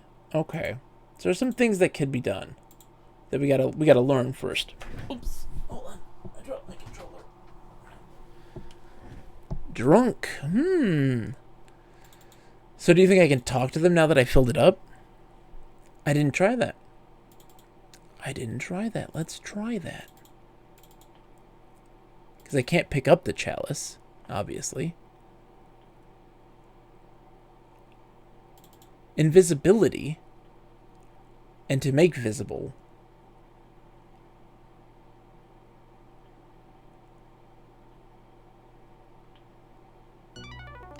And twisting and untwisting.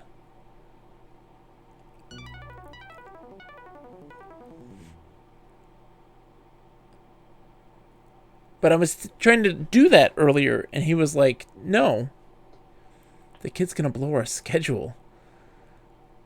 Come on, guys, I just want to... Listen, we have secret work to do up here. You know what secret means. I don't. You're not going to waltz through here without us seeing you. I know invisibility is what I've got to do. I must be doing something wrong.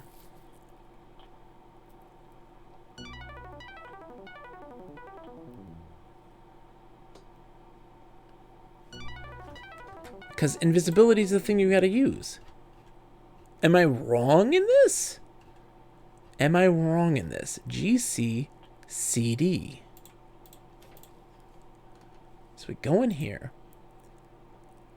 G C C D. Hold on, did I do it backwards? G C C D D C C G. No, that makes it visible.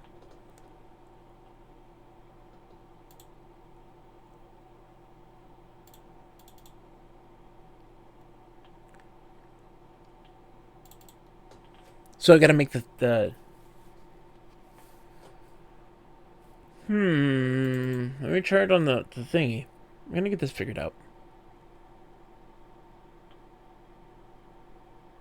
Because there's not much that you can actually interact with, so at that point, by that logic, this is the only thing you interact with. That's the thing you have to make invisible. Or something.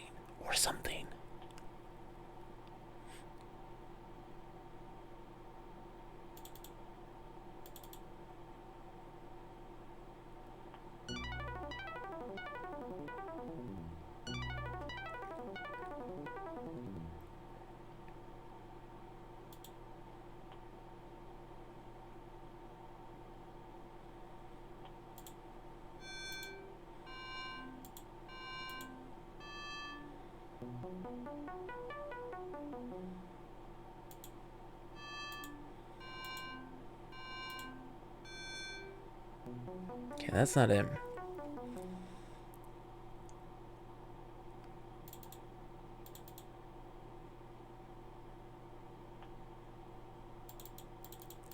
I have to make the workers invisible? Maybe. We'll see. I'll go and apply it to him from down below.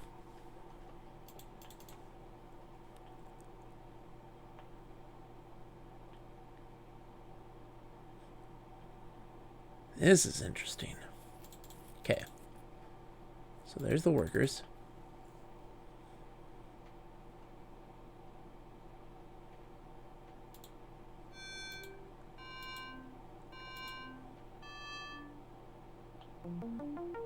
Yeah.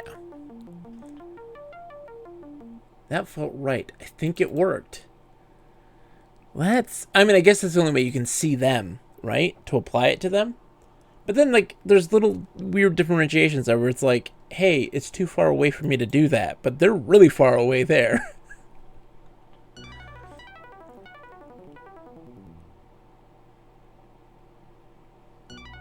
Wait. What?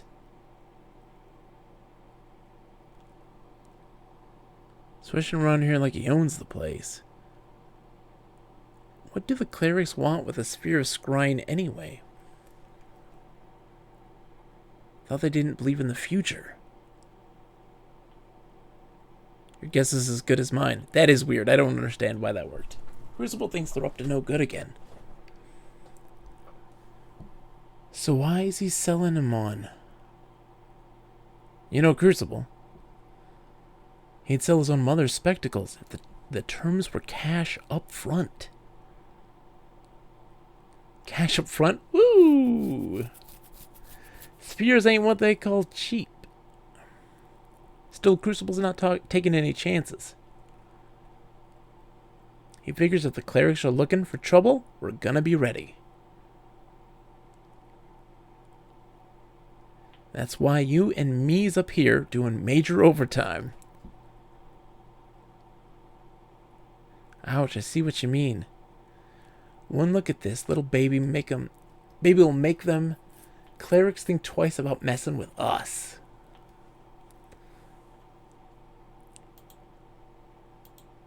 That is strange.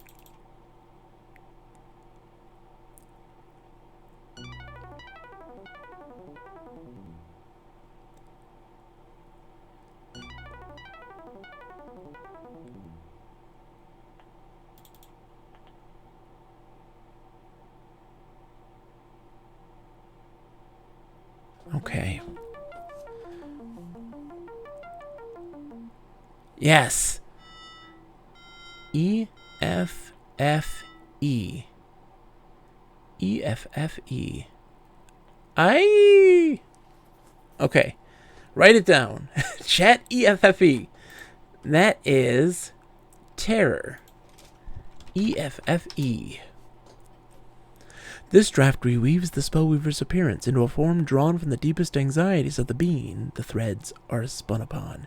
In effect, it turns you into the thing the recipient fears most. Terror works only on sentient beings, but its potency more than makes up for the limitation. It is approved for limited therapeutic use by the Guild of Psychotherapists. Okay. That's great.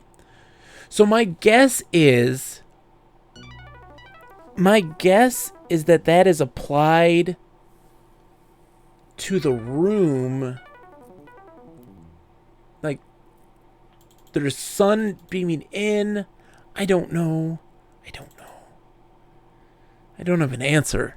That is strange. That is very strange. Hey, Crash Slays. Welcome to the stream. Welcome to the virtual bedroom, where we play a lot of our retro stuff. You're a new face here. We're playing Loom, blind playthrough, my first time doing so. We started it off with the audio drama as well, and we're doing the EGA version. We play games in a virtual bedroom. It's really cool. It emulates things, including the RGB grill patterns on the TV. How crazy is that? It's very crazy. But we have all Sierra-themed things. We're very Sierra-oriented in our adventure game talk, but I love LucasArts as well. I love them all. I was just born as a Sierra kid, so this has been a major fixation for the decoration of the room, at least.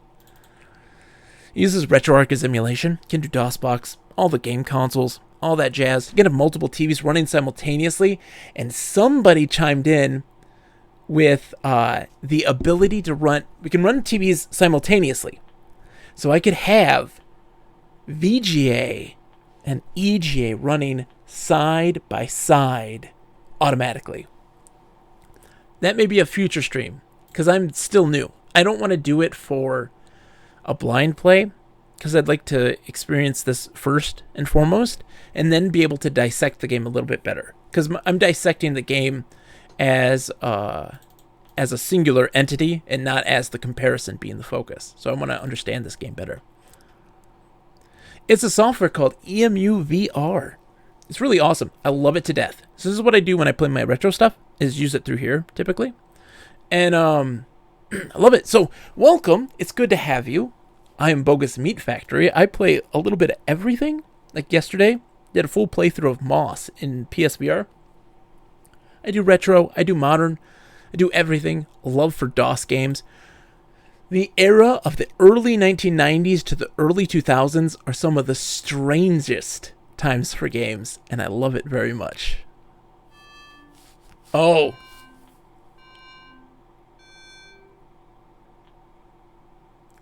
Hi. Dude, you are a mystery man. I should have known with the bit donation thingy on it. Sorry. Goodness gracious. You get me every time. EFFE. I'm gonna scare the living bejesus out of you guys. Oh, yeah, pointed at them.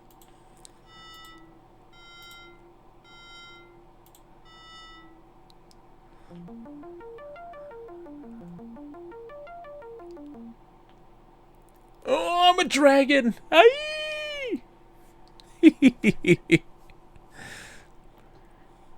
What fun.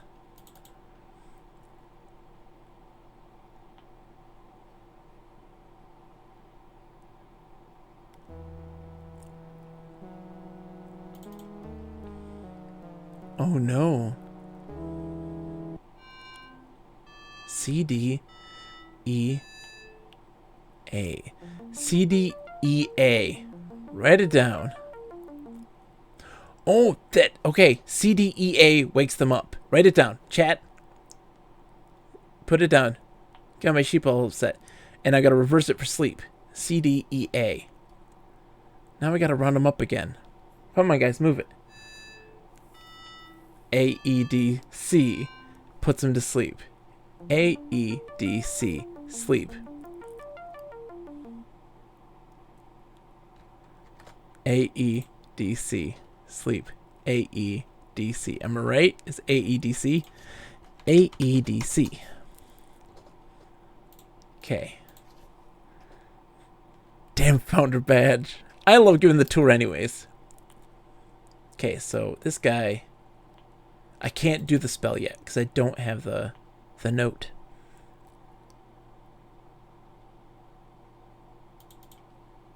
ACDC. No! No, not ACDC.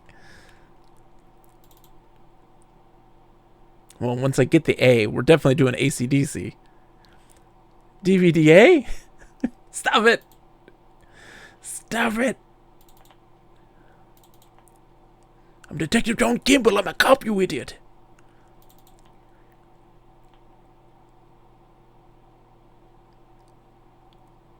Aww.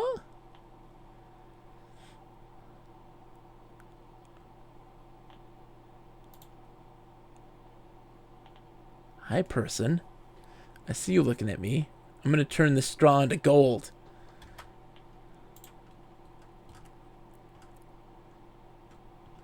I do that by doing CCEE.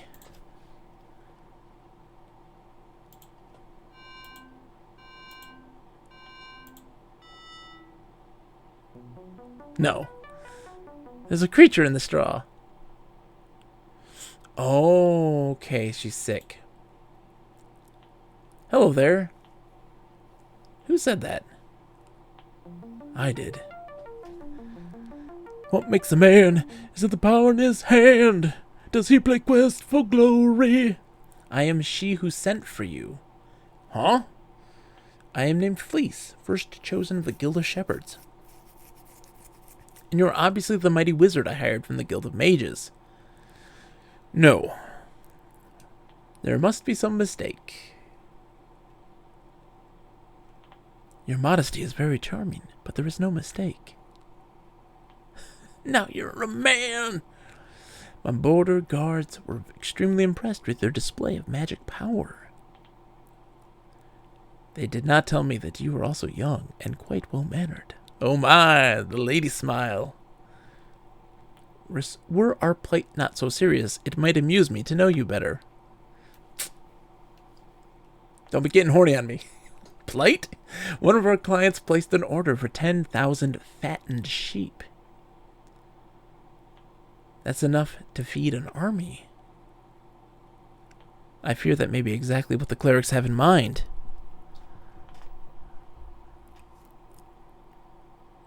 But but we do not concern ourselves with how our customers use our product. They probably won't get their sheep anyway. No? Why not? Our local dragon seems to have acquired a taste for fresh mutton. That's why I turned into a dragon. Our sheep are bred for extra whiteness. It can see them from miles away. We're turning them green!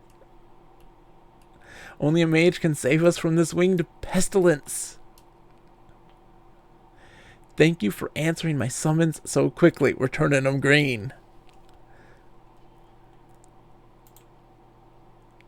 Oh, hold on.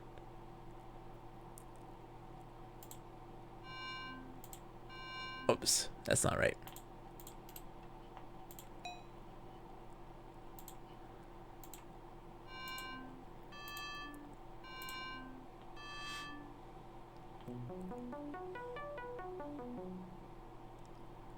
Okay, we shouldn't bother the lamb. Sorry. I can't talk to the lady? Okay. Not a very curious wizard, are you? Sure I am. You've shown not the slightest interest in my little patient here. I did! You know what you're doing. Patient. Is she sick? Very. I don't think she's going to make it. Her mother was carried off by the dragon the day after she gave birth. You gotta be kidding me. My songs of healing don't seem to be doing enough good. Songs? We shepherds are known for them. At least I thought we were. No, my grandsire taught me the magic notes. He said we got them from some other guild in exchange for the secret of stealth. That's us. EGA. Excuse me. EGA. Guess I'm not very good yet. Someone write it down. I need a drink of water. Hold on.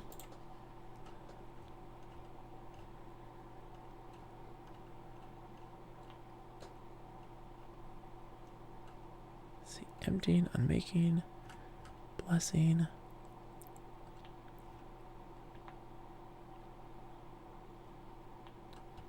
Wasn't there a healing? Let me see. Sleep, aphrodisia, warmth, shaping, twisting, confusion, invisibility, folding, terror, reflection, waterproofing, desire, healing. What was it again? EGA. Thank you, Lip. Alright, I gotta get a drink of water. My throat is parched. I'll be right back. Whee!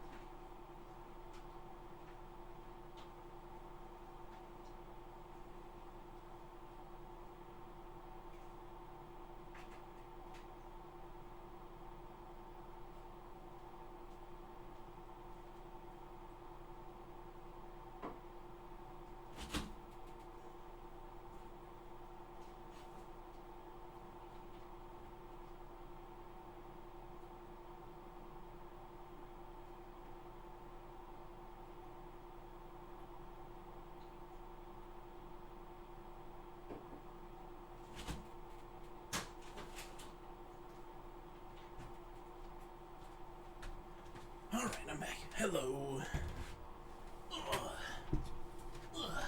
Hi. Okay. EGA. It's like the, it's a very unusual version of ABBA. It's like an ABBA cover band. Or EGA. Okay. So.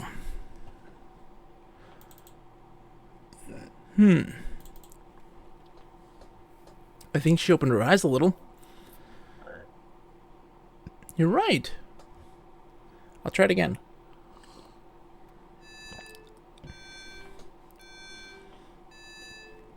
I see. Okay.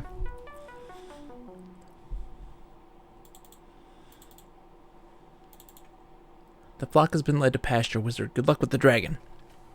Turning it green. CD, CD.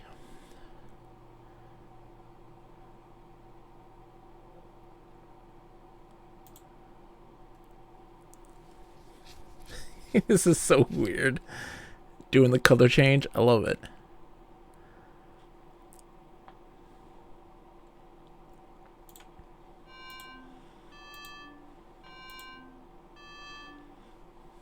There we go. The dragon comes by and picks me up instead. Oh, come on.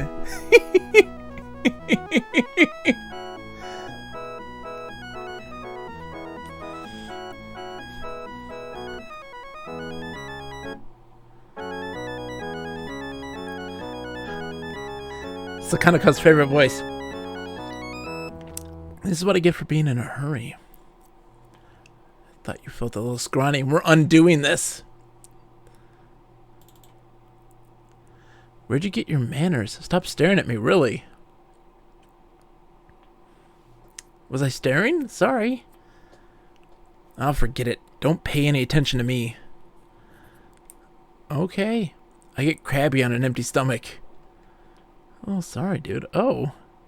Are you gonna incinerate me now? Incinerate you? Aren't you the foxy one? You've come to the wrong lair, if that's what you're after. Oh my. Listen, sweetie. I haven't done fire since my last mating season, and you don't want to know how long ago that was. Oh my. Those little tongues of flame running up and down my nostrils? Please. Too much heat for this old reptile.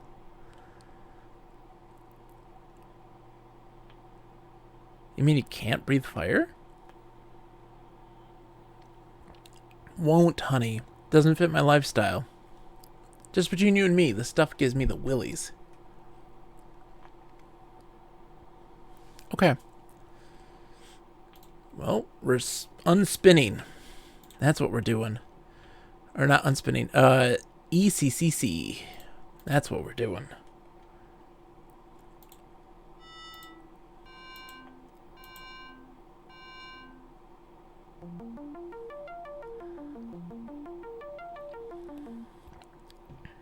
Yep.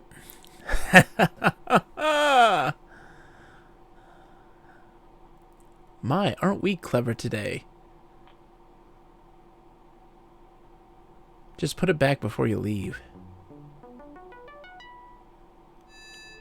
That gave me the healing spell. Okay. Looks a lot more comfortable. Can you keep your eyes off Mia?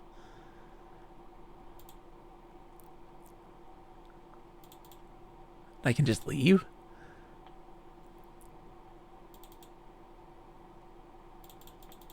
No. Interesting. Okay.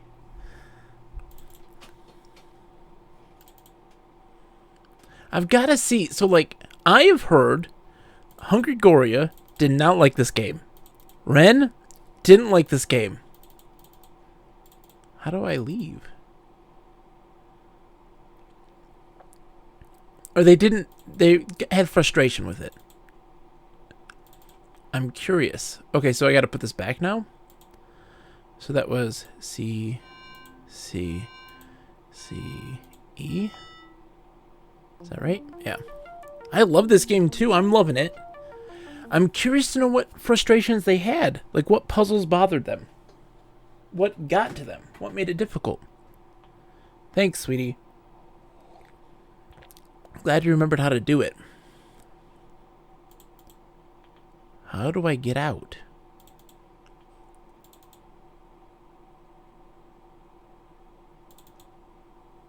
As you move forward, multiple solutions. Interesting. We're almost got a full roster, too. Do you learn all of those things? I want to leave.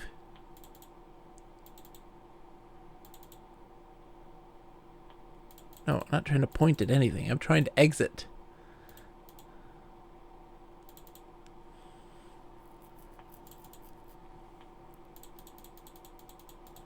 Am I not able to leave? Is that part of the problem here? I need to do something else?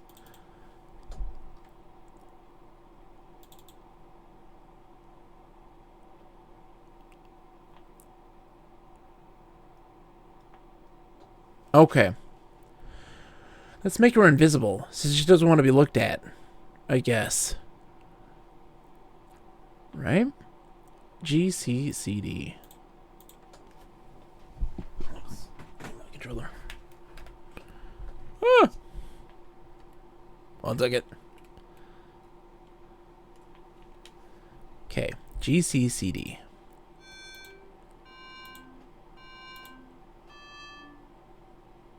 No. So, I have a question, just real quick. Can I exit this cave, or do I need to do more in here? No problem, Earl. Thank you for coming in, dude. Dude, no worries, J-Rod. Get some sleep, dude. Don't worry. You're doing great. It's always a pleasure, J-Rod. Always a pleasure. So let me see what I have in my disposal here. Invisibility. Terror. Sentient beings. EFFE. Let's see if I can scare her. Retro Jeremy! How's it going, my friend?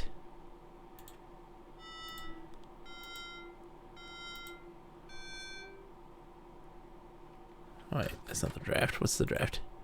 EFFE is the draft.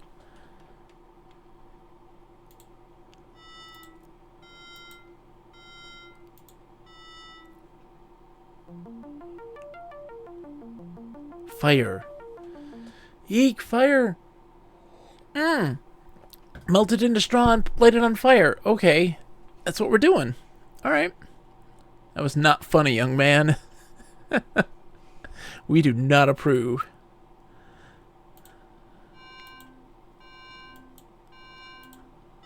Wait, it's the other way around.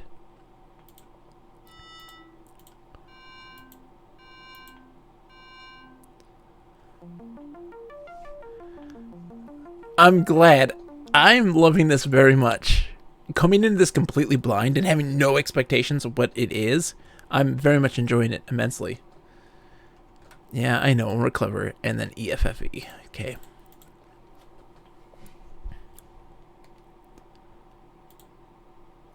Oh. Blink.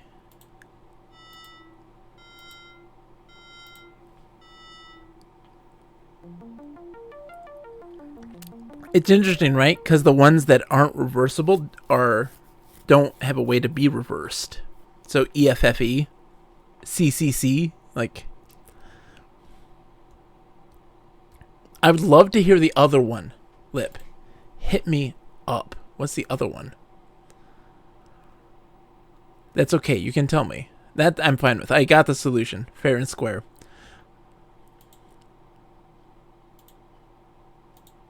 What? I'm pointing at the darkness. I pointed at the darkness.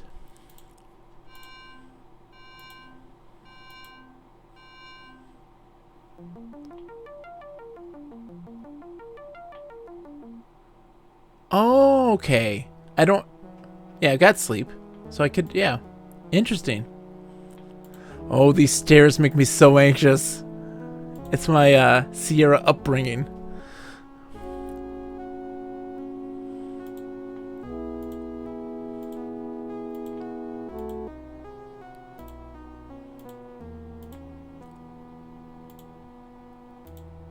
There's more to these caves, though. Is this just the way out?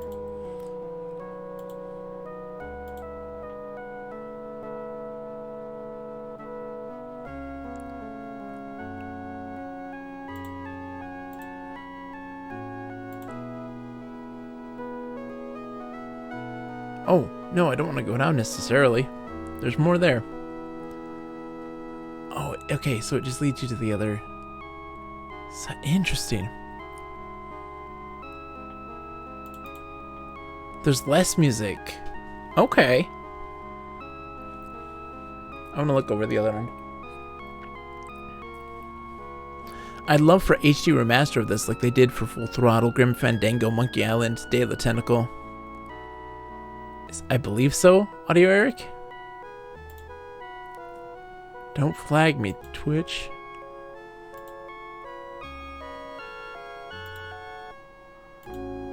Interesting.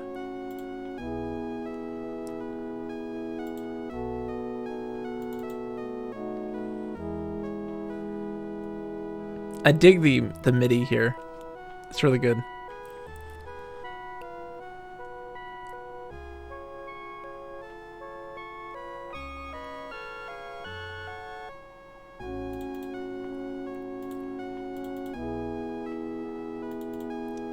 I don't normally go gaga for MIDI.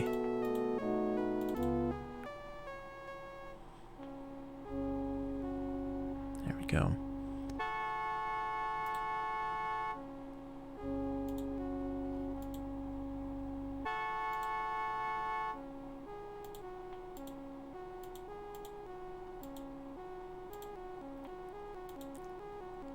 What? Hello. Guess I won't be going back that way.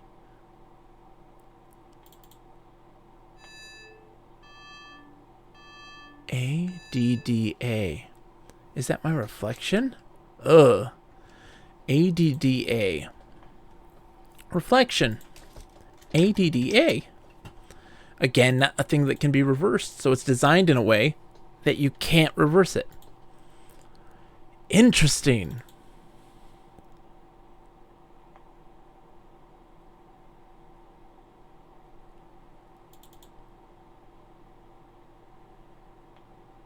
How do we get out of this cave now? Okay, I guess that just naturally is how you get out of the cave. I see.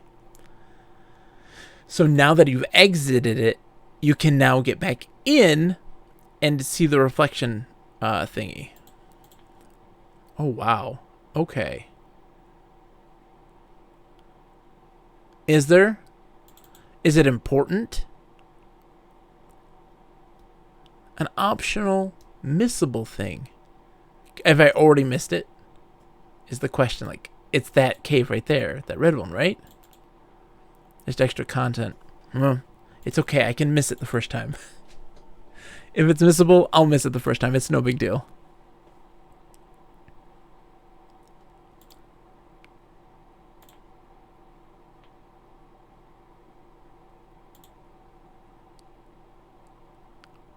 I'm really enjoying very much the visuals of this as an EGA. Like I do enjoy this look. Okay, I can't exit or get across. He wants to point things at something. I don't have anything to point at here. Oh, Rockspire. Rockspire. What am I gonna do with this? Untwist! Untwist! It's spiraling! It's spiraling!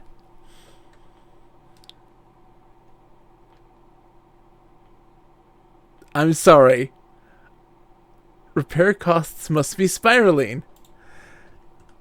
Oh, you game! You game! You beautiful, beautiful game! I get...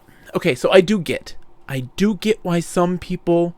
So, CFED. CFED.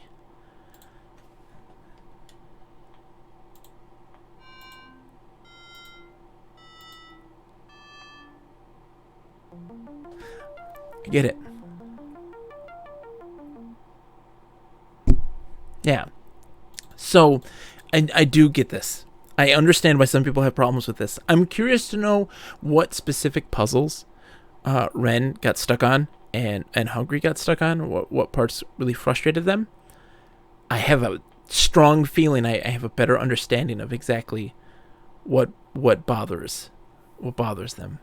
And it's just there's this weird tongue-in-cheek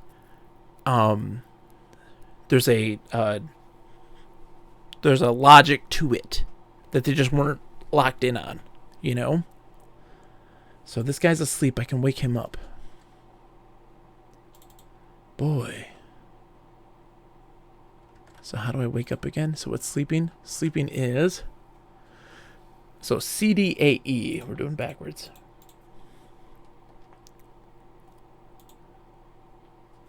Boy. C D A E. Oops. Did I do that wrong? CDEA. Whoops.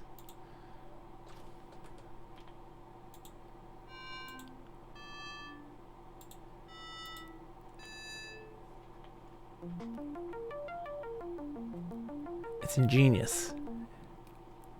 Yawn, caught me napping. Never saw anyone dressed like you before. What's your name? Bobbin Threadbare. Oh, the Weavers. Do you know my mother? Weavers, huh? No wonder your cloak is so nice. It's gray. It's pretty gnarly.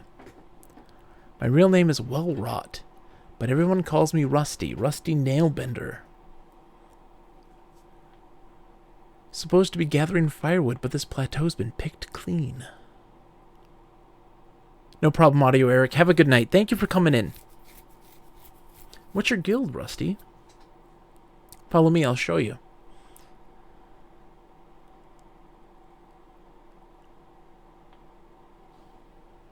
And how close am I to beating this? That's us, the Guild of Blacksmiths. Whoa, that is cool. Never would have guessed. Like, I love this. Our city's been here since before the Shadows. We call it the Forge. So what brings a weaver to these parts? I'm looking for a flock of swans. Did you see any pass this way? Sorry, no swans around here. Plenty of vultures, though. Yawn. All this talk makes me sleepy. Wake me if you find your swans. Never seen one before. Alright, Rusty. We can do that.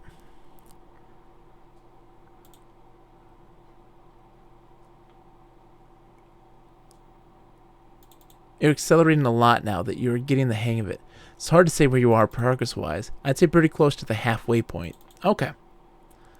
So we might have another night then.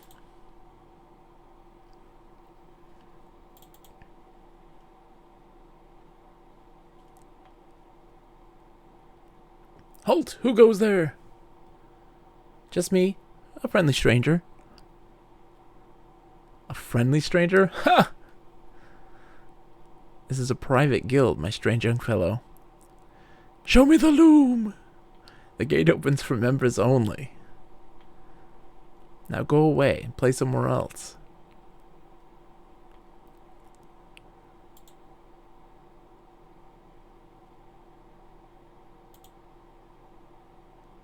Open.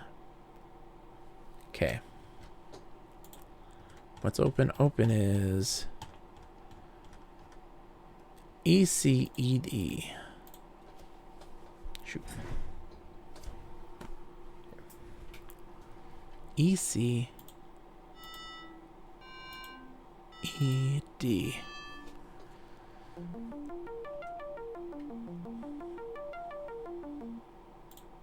Thanks. Oh no. Out.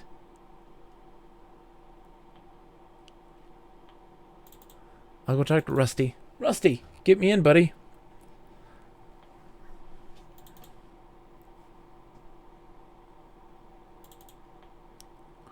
Oh, I saw something.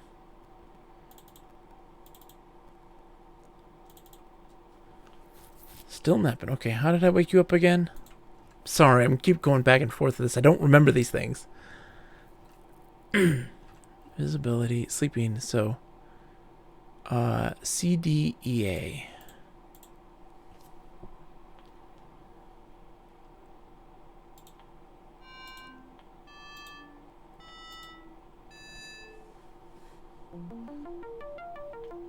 Wake up! Grab your brush and put a little makeup. Why'd you leave the keys up on the table? Why'd you wake me up again? DVDA! Let me sleep, will ya? Okay.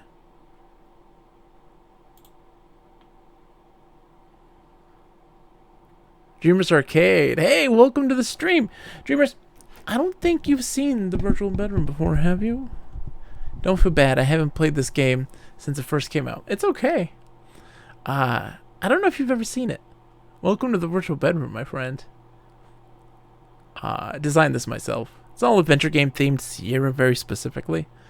And we do our emulation using RetroArch through this software, EMUVR. Can you allow for multiple TV setups? The big TV is where we watch the audio drama before we started the game. And it's cool. You have multiple TVs playing multiple emulators, full light gun support. It's crazy. But here's the kicker, if you haven't seen this. It realistically replicates the RGB grill patterns in the TV. It's pretty crazy. I dig that so much. That's like my jam. It's nuts. And so we just play around with this. It's a good time. All right, so Rusty ain't gonna help me. Are the posters hung on the wall with that sticky putty tack stuff? Of course it is. Come on, who do you take me for? Okay, so we open this gate. They kick me out. What?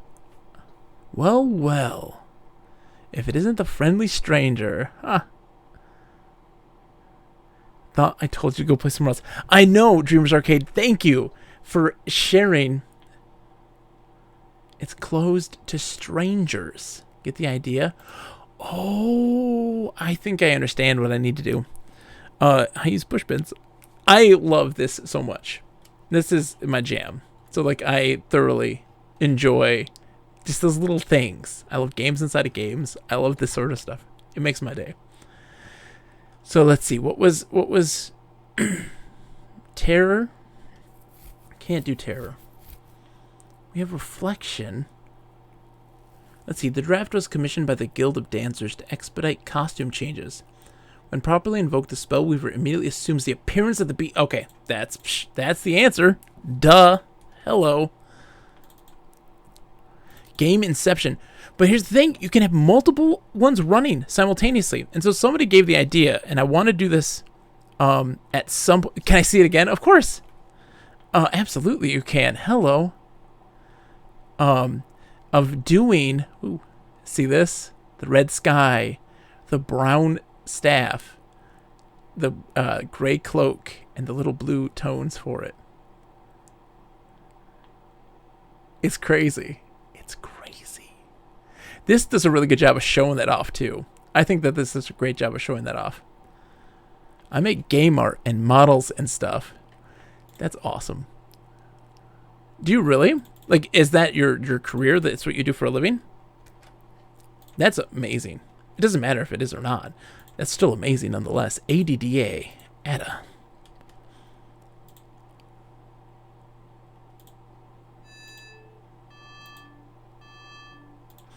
So my thoughts on why Ren had issues with this game. I don't think you looked at the manual enough. Just now you're doing so confirmed your answers for sure. Yeah. Oh, dude, we switched. That's so cool.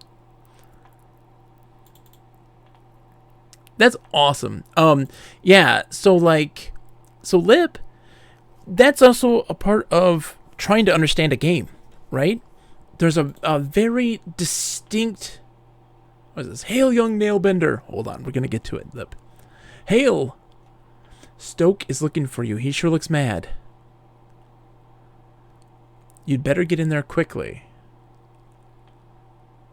Let me open the gate for you. Why don't, if you have any of your work that you want to, like, just link to, Lip can allow you to post links. If you want to pitch your stuff and show it out there, we'd love to see it. Oh, man. I think, Lip, you're totally right. Some games you don't need that. Other times, it's absolutely necessary to constantly refer to the manual. Because those things give you hints and help and understanding of what you need to do.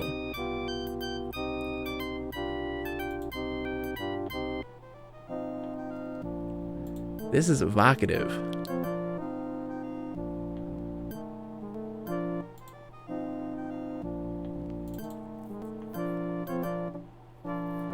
But it's having to recognize when you need to and when you don't. Well, well, well. If it isn't my faithful, tireless apprentice, Rusty Nailbender. Hello, Mr. Stoke. And look, he's brought me a stick of wood. Exactly one crooked old stick of firewood for my poor, starving furnace. Firewood? You lazy idiot, I sent you out 4 hours ago to gather firewood, and you dared to come back with one lousy stick? I love the animations on these profiles. If your father wasn't the foreman, I'd toss you in the furnace. Lucky for you, he's downstairs with the bishop right now. The bishops are up to no good. If that furnace goes out, the cleric's sword will be late. Perhaps you'd care to ask the bishop for forgiveness in person? Happy to arrange it.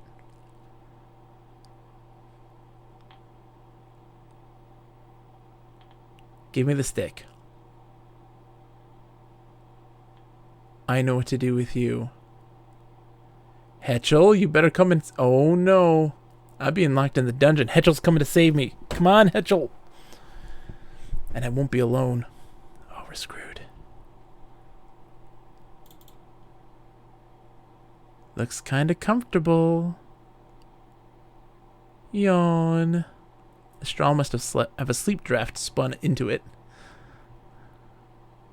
Can't do much without my distaff anyway. Snap, what a turn.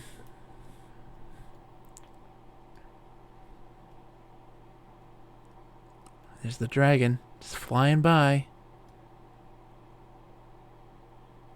Bye, dragon. Am I going to play as Rusty Nailbender now? Tisk, tisk, tisk. Imagine frightening a poor, defenseless old thing like me. Honestly. Snap. Well, I may not be much good with fire, sweetie. But young, firm meat is something I can really sink my teeth into. You're not going to go eat that kid, are you? My robe's not reflecting anymore. Something must have happened to Rusty. Hope he's okay. Snap. Yummy, indeed. Look at this. One stick of wood left. One. Furnace won't keep much longer. Not my distaff, dude. Come on. Hetchel. No. 10,000 swords to forge, and the furnace almost cold. Here goes my new office furniture. Oh, it's glowing. It's glowing.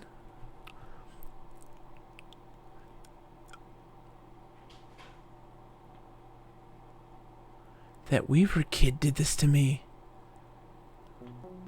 Now I have to wait outside. If I ever get my hands on him. Whoa.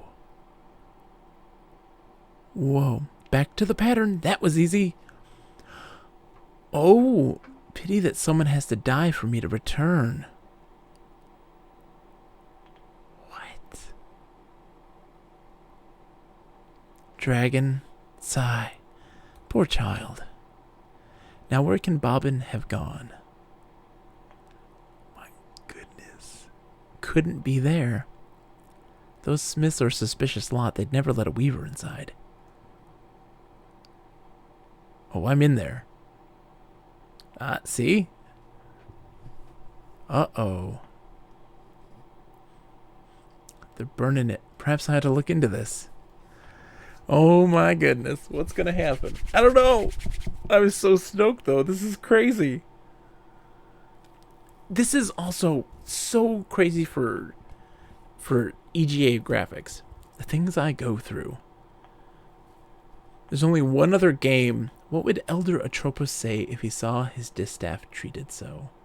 Got it. Mustn't singe the feathers.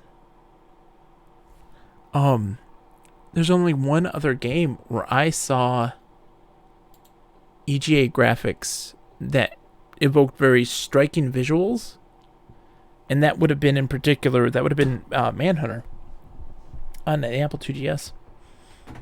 Manhunter does a really good job with that. All right, so this was what was the spinning Strata Gold? CCCE, so EEEC. Let's do that because it sounds like it's the right thing to do. It's some good exposition on what happened. In VGA, she disappears and somehow seems to know that the distaff is in the fire. What did I just say a second ago? CCCE. Okay. So let's do that.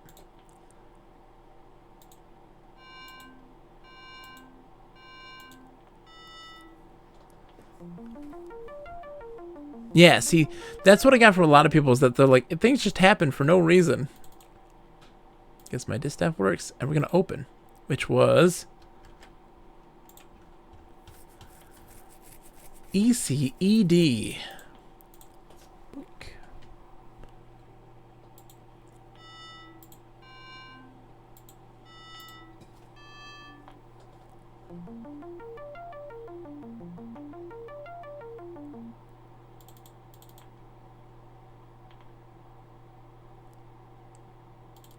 So what is this? Oh, we gotta fill their wood. We have to fill the wood. Filling! Okay, that is...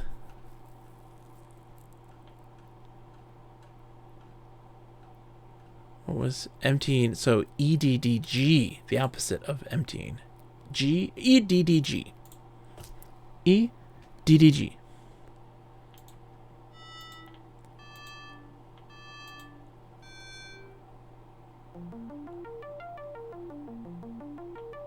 Dark Souls has environmental storytelling, right? It has a lot of it has a lot of things where you have to kind of fill in the gaps. I think that'd be the case there as well. Dude, thank you, Dreamers Arcade, for the host. I appreciate it immensely. I think that you could fill in those gaps. I don't think it's a deal breaker.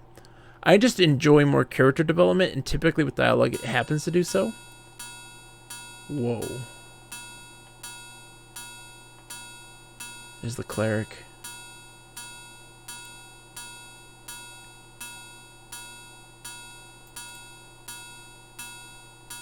Hard to be nosy with all the noise.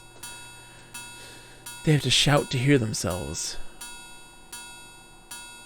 The final blade is being sharpened even as we speak, Your Excellency. My most skillful blade shaper is seeing to it personally. Then this is a historic moment, Foreman Nailbender. The forging of the 10,000th sword marks the end of our preparations. Snap. How goes the sharpening edgewise? This metal is proud, Foreman. It does not yield easily. Well, thank you. That is too kind, Dreamers Arcade. Too kind. More sweat will soften it, I trust. It shall be a blade to be reckoned with. The Blade of Reckoning. I like it. It has a certain apocalyptic flair.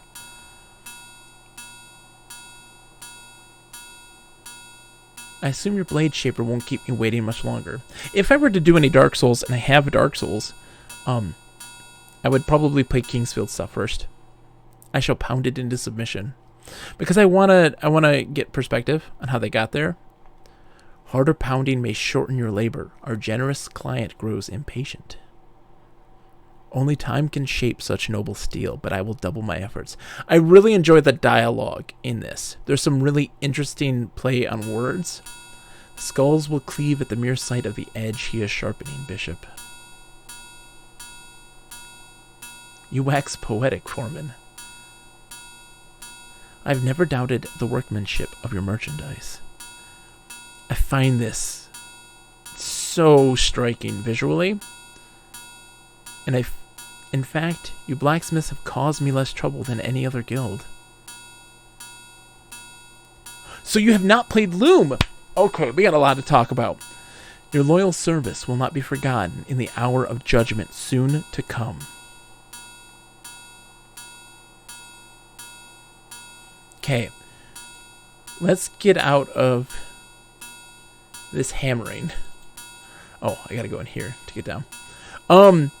So what it is you're a member of the Guild of Weavers, cloth spinners of sorts, but you can also use music as magic. It's really interesting. And so the staff allows us to channel our magic, or singing of sound to manifest magic. And they use them that's how you solve puzzles in this game. So it's a typical point and click adventure game, but instead of using inventory to manage things, you're using spells and manipulating the environment by using these spells. If you play the notes backwards, it does a reverse effect and such. It's really cool. I dig it a bunch. Better not go back there just like this. Okay, so I gotta do something. Down here? Oh, there's swords. And he's done banging with it. So I need to...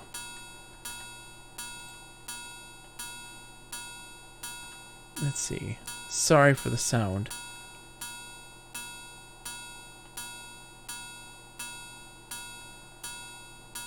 Visibility, terror, reflection, healing, night vision,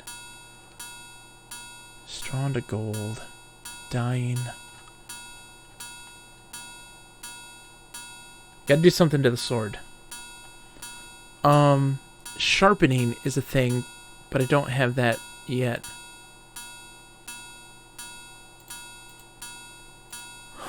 What do I do with this? The other thing is, Kingsfield wasn't directed by Hidetaka Miyazaki, so while there may have been some of the staff members involved, it's fairly far removed. Don't get me wrong, I have the Kingsfield games, and like them somewhat. They're very different visions. I'm missing something. I could do something to the sword.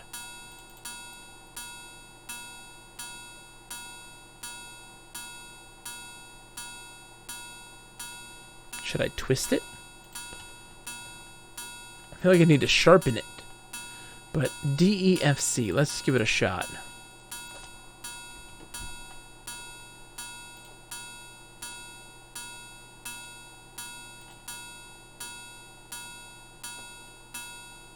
Too much noise, okay. So, what do we gotta do now? The fires I can't do anything with. The sticks. Full as it can get.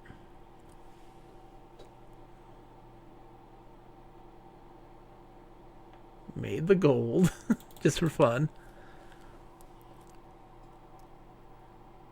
I was pretty hurt that Ren didn't. I never found the solutions in this to be more esoteric than some of the other Sierra ones. Oh, you were hurt that he didn't? I'm sorry, Lip. It also, there is a streamer's curse. There is a thing that happens with people. Right? This pressure. They're not done talking. Let's see if they're talking more. Still pounding edgewise? It's nearly finished, Foreman. Oh, okay, so he's holding it up. Oh, that's okay. That's when they're doing it. Okay. DEFC. Crap. DEFC.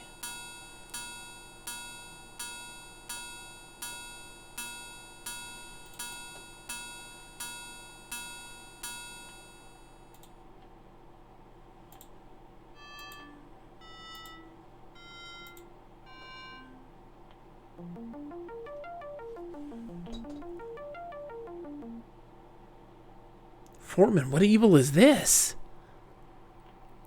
A witch's curse has befallen the blade. The edge has been mischiefully twisted. A curse edgewise? I think not. Oh, a curse indeed. I hate to believe that a witch's curse could so thoroughly ruin my schedule. You don't suppose that fellow who's been spying on us has anything to do with it? Hi, guys! Perhaps he'd care to accompany back to my cathedral. Aw, snap! What's the other solution, Lip? I may have new curses to teach him. Sorry, the streamer's curse. This need to progress and always be moving forward and never get stuck.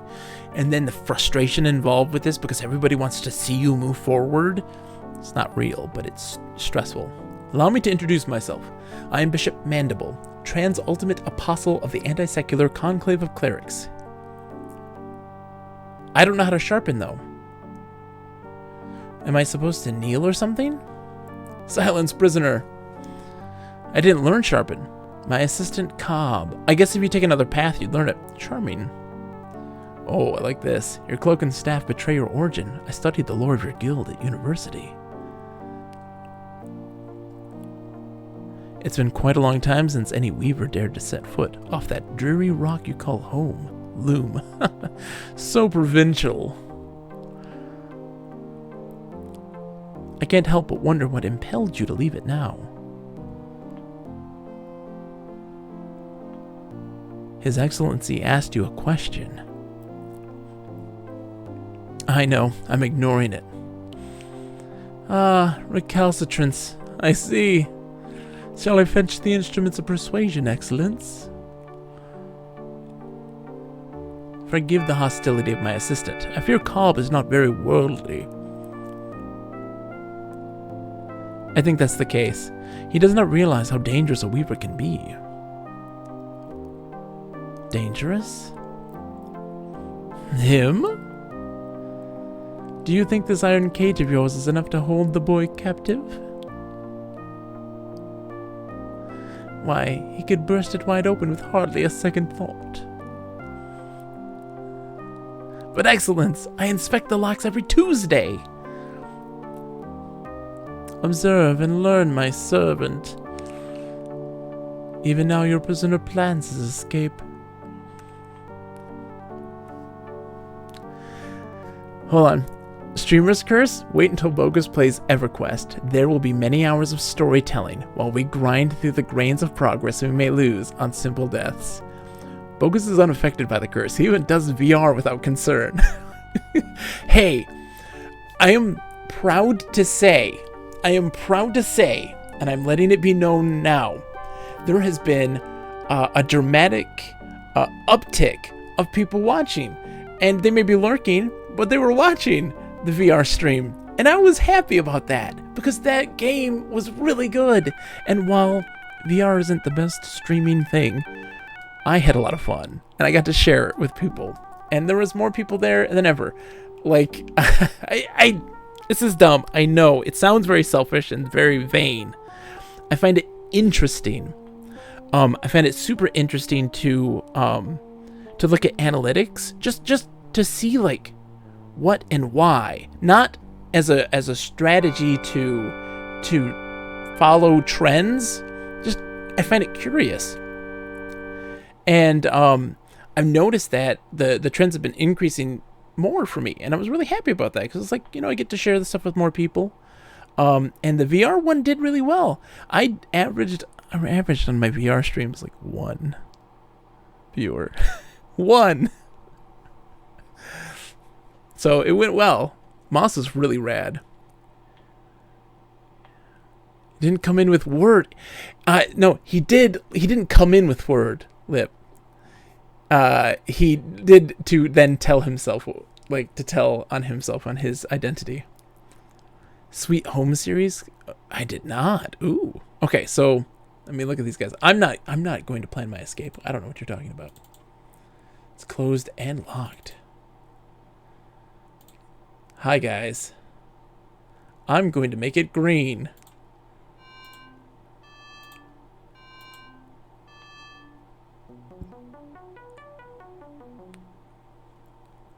Okay, I'll open it for you guys. I know what you're looking for. You're looking for the open spell. We'll do it. Just for you guys, though. Because you're watching me. Easy, Edie. Easy, Edie. It's like a Telemundo.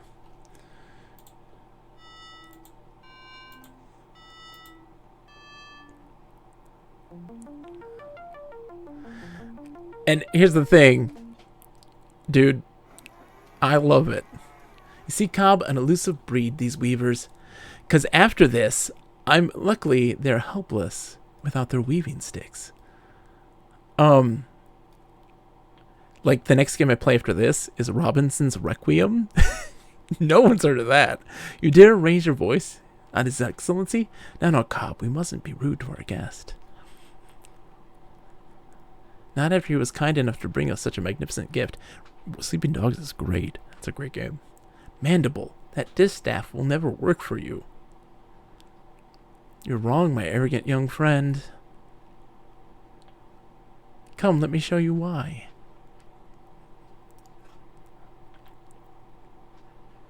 You heard the Exalted One move it. Consider the common grounds. In a graveyard, the boundary between the living and the dead is indistinct. You weavers would say that the pattern here is fragile, thin as gauze. Not just here. Every graveyard is like that. I suspected as much. Now imagine what might happen if this delicate boundary was somehow breached. Torn open, so to speak. Forget it, Mandible. You can't just rip the pattern apart like an old rag. You absolutely can, through death. But I can. All it requires is a weaver's distaff and the 4 threads of an opening draft. Thank you for supplying both so readily. I knew it. When the boundary's breached, the dead will stream back into the plane of the living, eager to reclaim their place among us, and I will be waiting for them, ready to offer my vast expertise in spiritual leadership.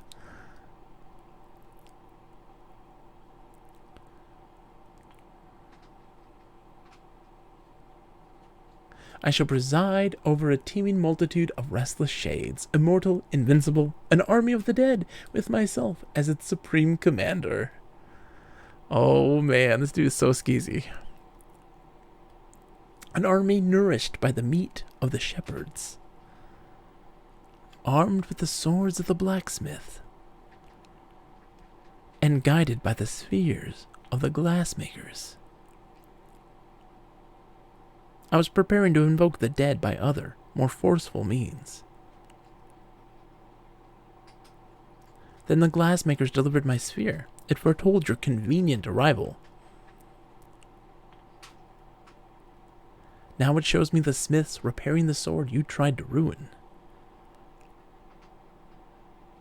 The age of the clerics will soon be upon us. Ooh, dastardly. Cobb, don't let him out of your sight. I won't, Excellency. And don't let him touch anything. Lord Mandible, ruler of the universe. I feel like we're getting to the end. Time to change my stationery. We're getting near the end here. This is not so dangerous now, are you? Oh, dude. Don't let me out of your sight. Looks hungry.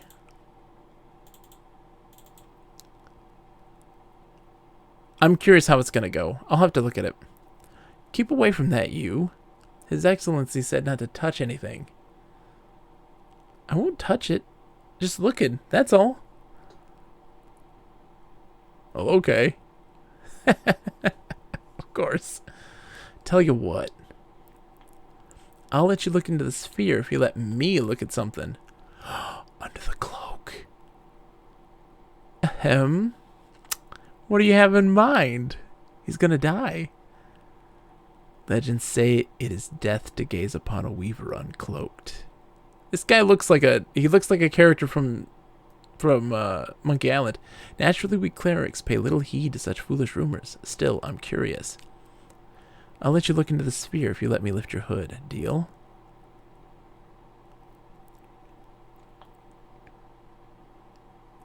I wouldn't try that if I were you. Why not? There's nothing to fear under that fine robe of yours, is there? He is! Okay, if you fear nothing, then you'd better not touch me.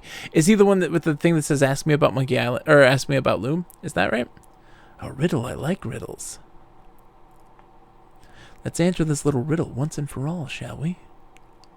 Hey, Crash?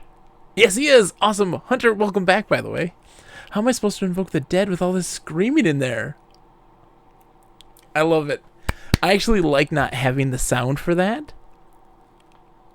Can't say I didn't warn him. I love that so much. Because not having the sound adds to the comedic side of that, right? Where it just cuts the other dude like, I can't hear all this screaming. Welcome back, by the way, Hunter.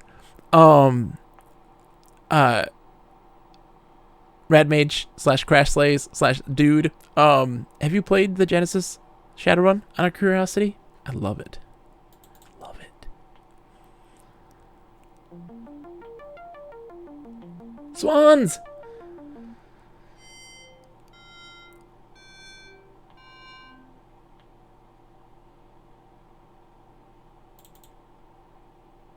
You hungry, buddy?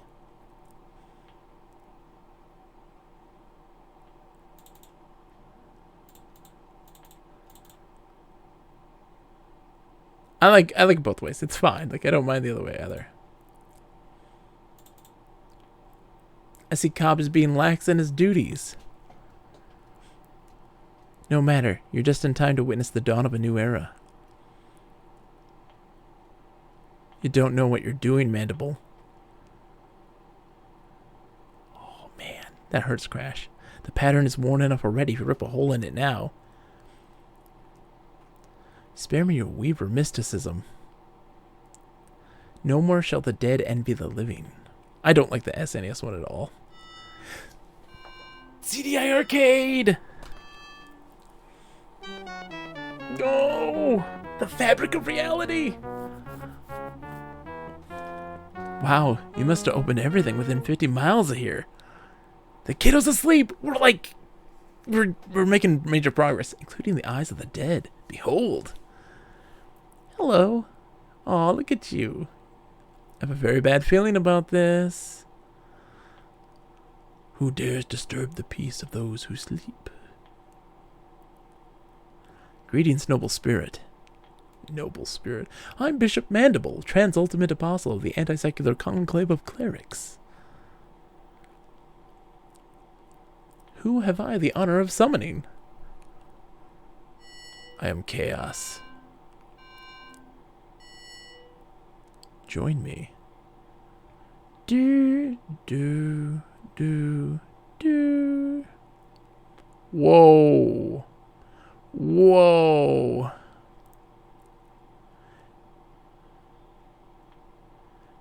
Do.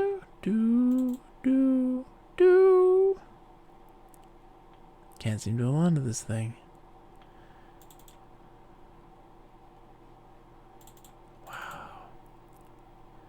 Do.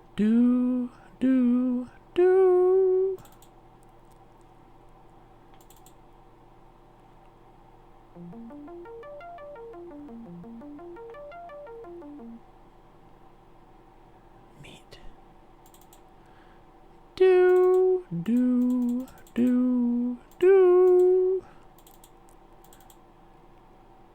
It's a floating action game with poor combat mechanics unless you're hacking. No! Crash, I don't agree.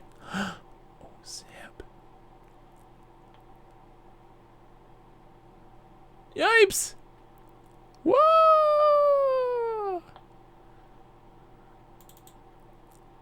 Okay. Do.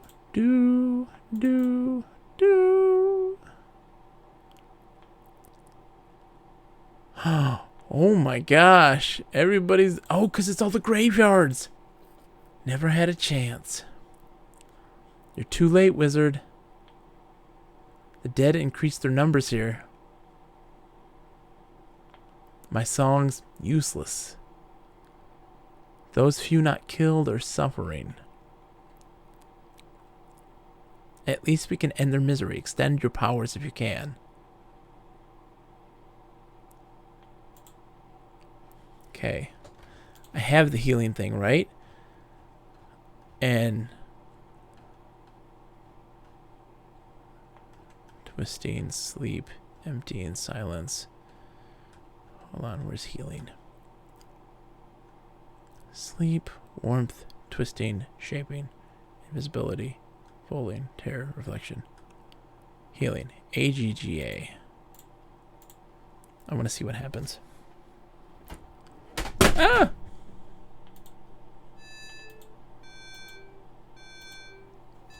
Thank you. EGA. The green sheep! Fleece, what happened? We were overrun. You were saved by the mercy of yonder boy. His powers have grown since last we met. Shepherds have long memories, wizard. I shall not forget your kindness. Come before the dead ones return to reap us again. Yeah, Crash, I suggest revisiting. I would suggest revisiting. Because there's some really interesting stuff there. There's a bit of a grind, which stinks. But overall, it was really good. There is a bit of a grind. Hold on. Well, well, look who's here. Rusty? My old pal, Bobbin Threadbare. Rusty, this is awful. How did it happen? Well, Bobbin, old buddy, I think it went something like this. I'm lying here, minding my own business, when this strange new kid shows up and decides he wants to switch clothes with me.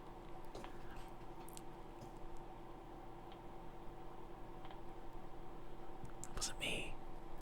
I figure, hey, so what? Have a little fun, right? We can always switch back again later. So this kid walks away looking just like me. Fine, only one problem. Oh, you will, Crash? Too kind. The kid forgets to mention that he has a 40-foot dragon out to get him. And what happens when that very same dragon sees me lying here? Looking just like you.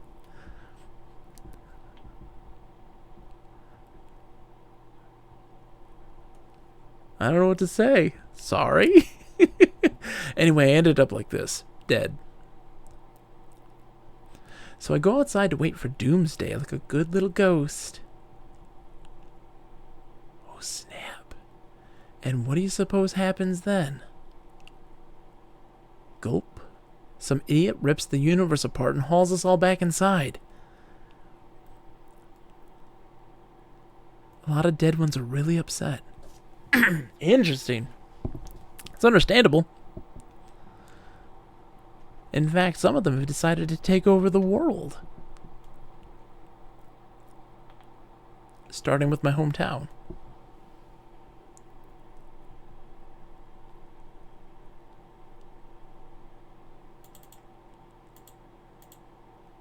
Let's see if I can do something about this.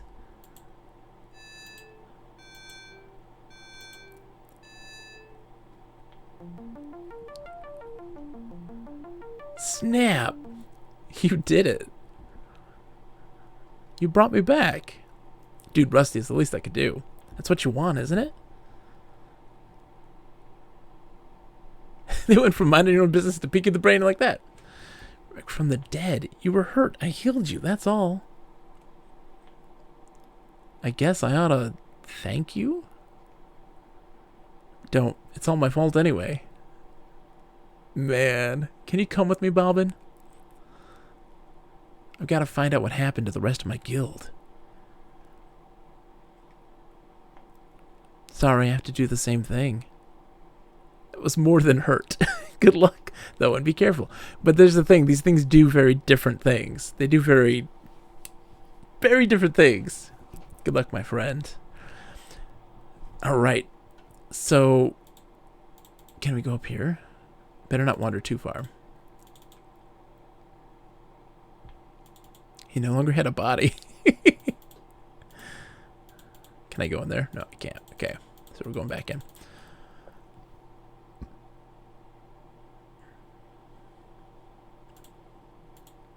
gotta find my swan mom. Swan mom! The beast looked hungry. Better stay out of there. I need... Oh! I need food. I need food to feed the beast. Is there more this way? Out of curiosity? Otherwise I get the mutton. Oh, the glass place.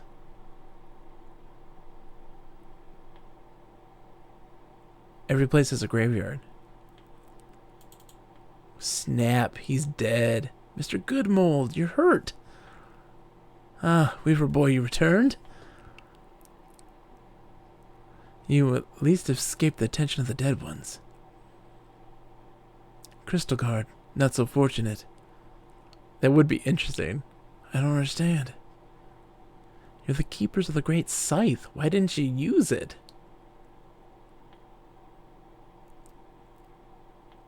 We never doubted that the scythe could save us. Even the dead would have fallen in the wake of its wrath. But to unleash such merciless evil would make us as cowardly as they. Interesting. We wish not to become like our enemy. And so we stayed our hand. We knew that price. Can I do anything? Remember us, my young friend. Tell the world we fought with courage and chose death with clarity. Above all else, clarity. I'm going to bring you back to life right here in just a second. Don't mind me. Oh, he disappeared. I couldn't even save him. Snap.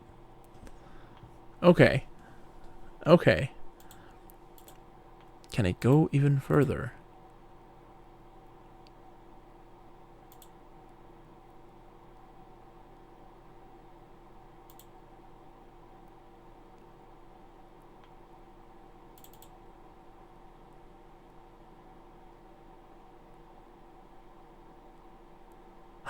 We've been expecting you, Bobbin. Yes, the swans! Welcome! Where am I? What is this place? Outside the pattern. Home of the dead and of those transcended. The shore of wonder. Yes, Bobbin, and you are the first to behold it with mortal eyes.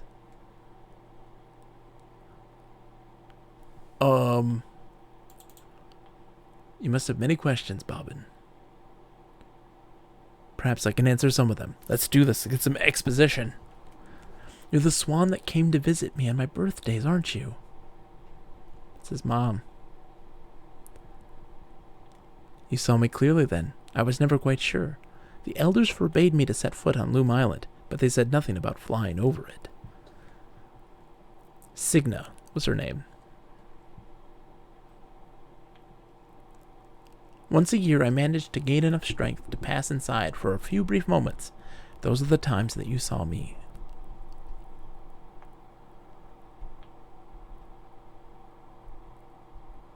You are wondering why I should bother to visit at all, and only on your birthdays. Call it a mother's curiosity. Signa got turned into a swan for altering the loom to create your character. That is who I am. In life, I was Lady Signa Threadbare, banished by the elders for drawing an unforeseen infant out of the loom 17 long years ago. I just said that. That was in the audio drama. I've missed you, my son. It was really good. I highly recommend it. Liar! My mother's buried in the cemetery. I visit her gravestone every day. Hetchel's doing, no doubt. She and the elders put that there so you wouldn't ask too many questions. Hetchel vowed to protect you forever. She loves you very much, Bobbin. But I fear her love has driven her to recklessness. What do you mean? Where is she? She came and saved me. She's set off for the island and the Loom Sanctuary. The dead ones are right behind her. Oh, he's going to use the scythe to tear apart the loom. Their leader knows of the loom's power. If he learns its secrets, the pattern itself will be his to manipulate. Who knows what havoc he might wreak. Yeah, he's gonna rip it open. Hetchel hopes to reach the loom before him. She intends to destroy it. If chaos doesn't consume her first. No, I have to get back there. You won't get far in that direction. The loom lies beyond the lake. Oh man, we're getting real close. Besides, a more subtle strategy may improve your chances of success. What strategy? What should I do? Get some chicken or some mutton, feed it to the beast, and ride it over there. The dead ones move between the holes your bishop friend made in the pattern.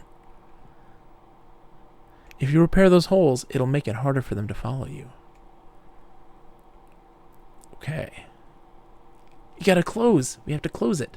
Duh. Her eyes, just like mine. That's what we gotta do. Duh. I have to get some mutton, though, first. Give me a dead sheep.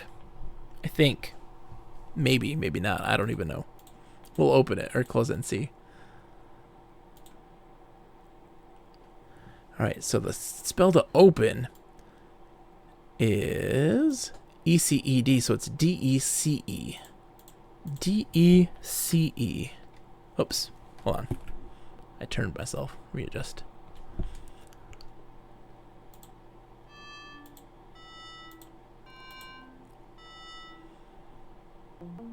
We're closing it.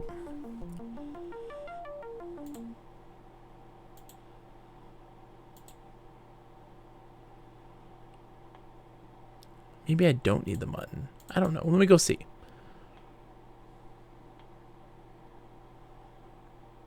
I can't get the mutton. Never mind. Okay. The game also isn't going to put you in a situation where you can't do anything. So one of the things that strikes me as interesting, an interesting difference between EGA and VGA, is that the character personalities seem a bit different. The story plays through the same way, but it's like alternate reality versions of the characters. Interesting. I think that might be just because of that, because I'm doing the narration of this, it's being delivered probably differently, but also because there is that different, there's that different, dialogue that kind of makes it more interesting. I'm not sure if I'm just thinking into that because of the voices versus how we might read it, but it felt that way for sure. Yeah, I think that may also be the case because I always kind of play it straight like a narrator. I don't, I don't put a lot of character to it. Ooh, I've got another letter.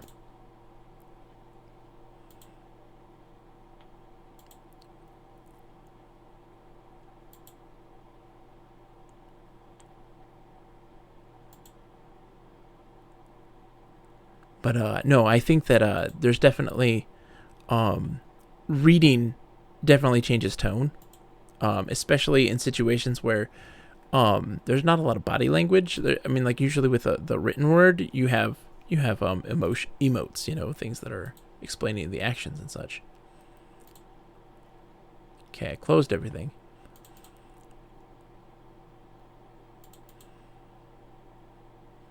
I gotta go past the lake. Yeah, there we go.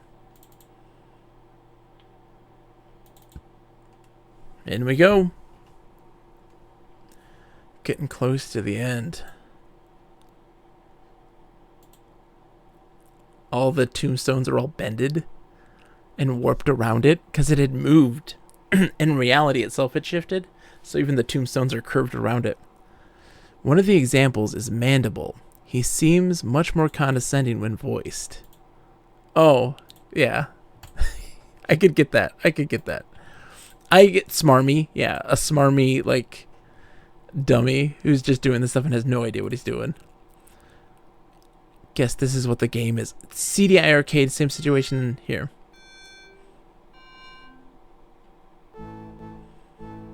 Eek, look out! He just chased a little baby goose, a little baby swan with a scythe. Get your distaff ready.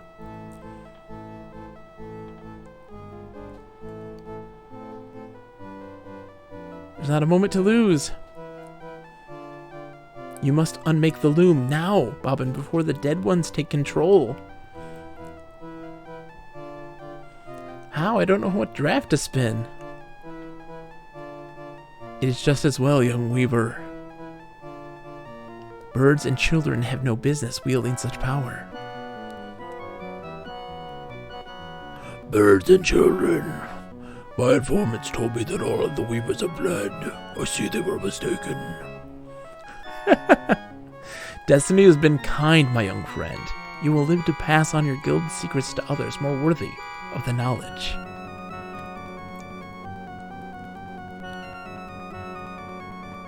In return, you will be allowed to serve my new empire as advisor. Naturally, I expect your full cooperation in this historic exchange of goodwill. I know, right? CDI Arcade? For real. Anything less will risk harm to our relationship. Don't listen to him, Bobbin. Threads to unmake the loom are...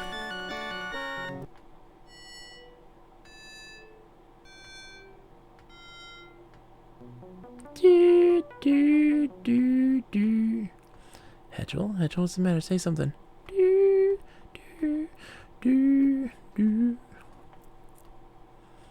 Silence. He used silence. I lose patience easily in the proximity of inferior beings. You will now instruct me in the use of this fascinating instrument over my dead body. Preference noted. Hold on. Oh, nope.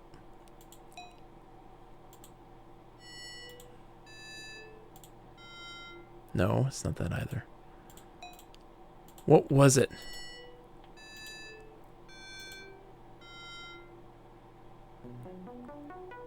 Oh, it's backwards. It's backwards.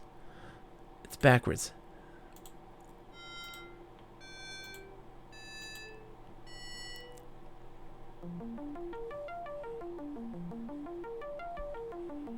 Thank goodness I can talk again. Unmake the loom, Bobbin, quickly. I can't distract this creature much longer. I need the threads, Mother Hetchel. Tell me which four to use.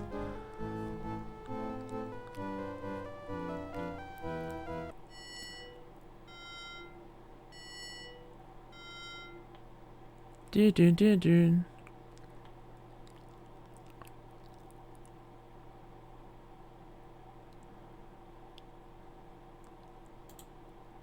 Hold on. So. Oops. Nope.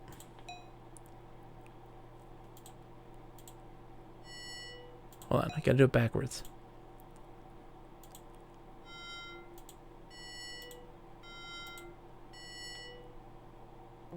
There we go.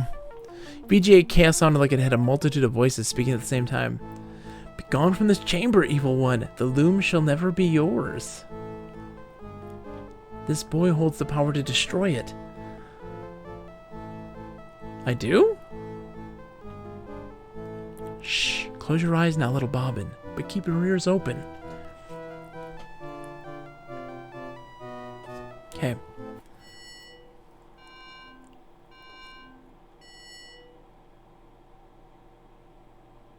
Here descends the third shadow.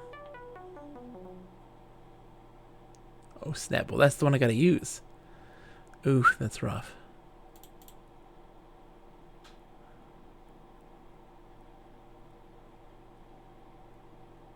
Hold on. So it is, young weaver. I shall keep it as a souvenir of our encounter.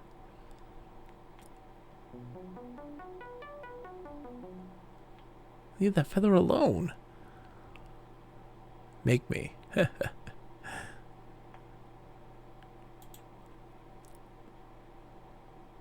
So, oh gosh, I didn't hear it.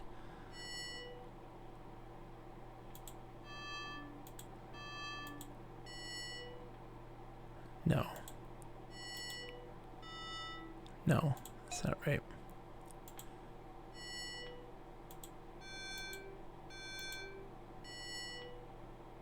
Nope. That's not right either.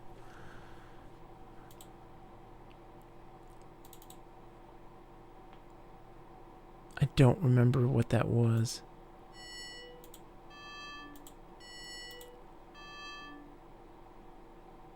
Nope. Oops. Oh snap, my brain lost because I was narrating. Okay. Inspect around. Good question. Good idea. Okay. There it is.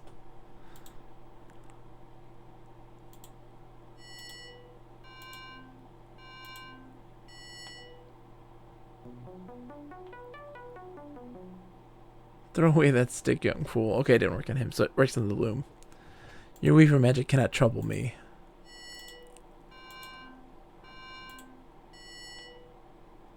On the loom itself.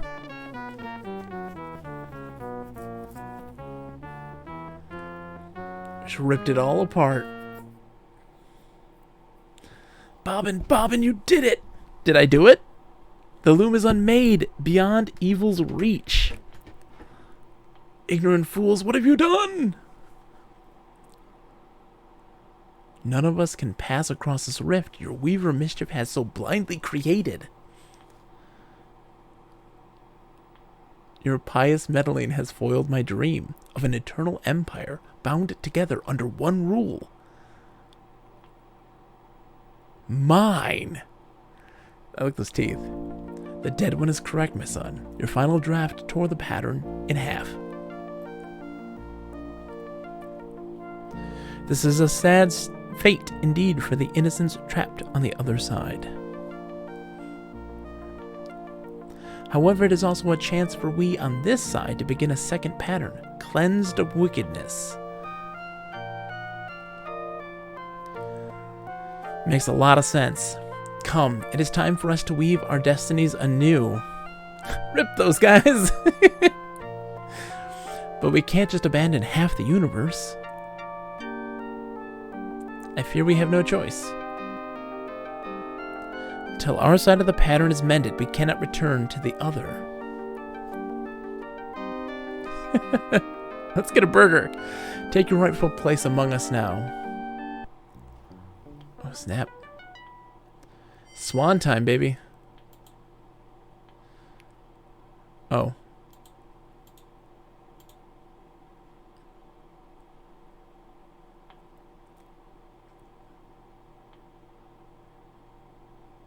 Oh no, Mom!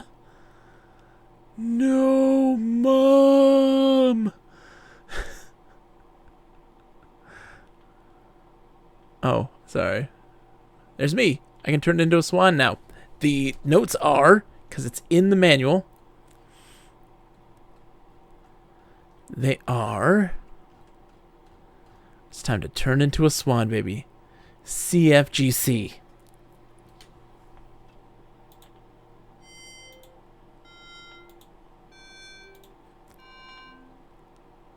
No, he's just on the other side. he's through the fabric, so he's in the chamber.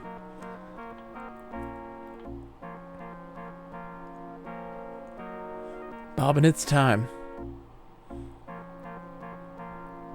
I've transcended into a swan. Oh, we're ripping it apart. I love this. See him again in Loom 2. The search for more Loom. More money. More search for more Loom.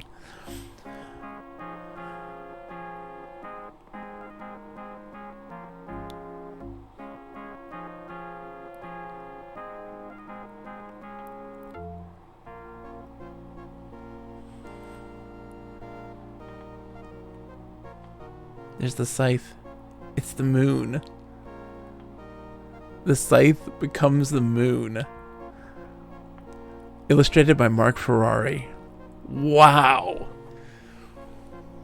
Wow. There is a lot to unpack here. Wow. Thank you, Lip. So, like, they're talking about the pattern of the loom fraying, becoming chaotic, and not being neat and organized. Obviously, the corruption of people. Yep. And it's the corruption of those other people. The search for Guybrush in the loom. And because the Weavers aren't involved with the rest of society, they're not there to help guide them. They were only watching instead of being like a moral compass to help keep the loom steady. In the prologue, Signa, your swan mother, told them that they were not interpreters; they were caretakers. All they were doing was taking care of the loom. They weren't using the loom to interpret or understand what was happening. And of course, it became chaotic. And they believed it was her weaving the loom to create Bobbin that was what caused this chaos to happen. In reality, it was already becoming chaotic. And at that point, he was the last straw to have to tear everything apart and start over. It's interesting. I met him a few years back and did an interview with him. I might have said that before here. No, you had not yet, CDI Arcade. Fascinating. What did you interview him for? Interesting. Orson Scott Card got a thank you. Special thanks to George Lucas. This was good. Only one obtuse puzzle where I'm like, huh? And that was the invisibility in the tower. It's easy to figure out at that point to brute force your way through, because you only have like 3 songs to pull from. Ooh, Sam and Max. Okay. Yeah, CDI Arcade. This was like their first big adventure game before Monkey Island and everything. This was good. It was really, really good. I loved that they did the audio drama to kind of just flesh it out a little more. And while they do explain that stuff in the game, you don't need that information. You connect with the characters more. And I dug it a bunch.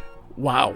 It was really, really good. I also enjoyed like the character close-ups. I know that was missing in the VGA, but we're gonna look at the VGA and give it an honest shot and see really. So this is pre-Scum, I think. It's the engine. I bet you it's like an early thing of it. Cyrus, thank you. I enjoyed it too. It was a lot of fun. This was something else. Man, the end. We did it. We beat 2 games in 2 nights. I knew I was going to beat it. What time is it now? How long have I been up for? I've been streaming now for 3 hours and 52 minutes. A half hour of that was watching the radio thing. So that we're 3.5 hours. Not bad. They say around 4. I've been just a little bit under par. That's crazy. What? I'm good at adventure games too. I may also add that. I typically dial in on game logic, so it typically goes a little quicker for me with those types of things, because that's just how my brain works. My brain is always trying to dial in on what are they trying to do. I got a tiny bit of tips in chat in the very beginning, early on. Just one single tip that was very helpful. And then other than that, though, it was downhill from there. I love adventure games, but it's been so long since I played them. You should. And my only tip for playing adventure games is just listen. Listening is so important, especially with LucasArts games. With Sierra, it's all about trial and error and experimentation and death to help you solve puzzles and understand them better. LucasArts is always about listening. It's always about dialogue and clues and the inner dialogue, the narration and the characters' inner dialogue to understand the puzzles. But they're really good, and there's something special. I love them so much, and understandably so. I mean, look where we're at now. We got the end screen on Loom, and it was a lot of fun. Oh man. So yeah, expect coming up soon. The Game Awards are tomorrow night. I might stream the Game Awards. I don't know. I don't know if I'm gonna or not. I don't think I'll have time. My wife doesn't have very many days off, so I might spend some time with her. Probably should, as a good husband. But if she ends up going to bed early, we might come in and pop in for some Game Awards talk. And I'll be back again on Sunday night, starting Robinson's Requiem. I did. That rocket blew up. It really blew up. It was, oh man.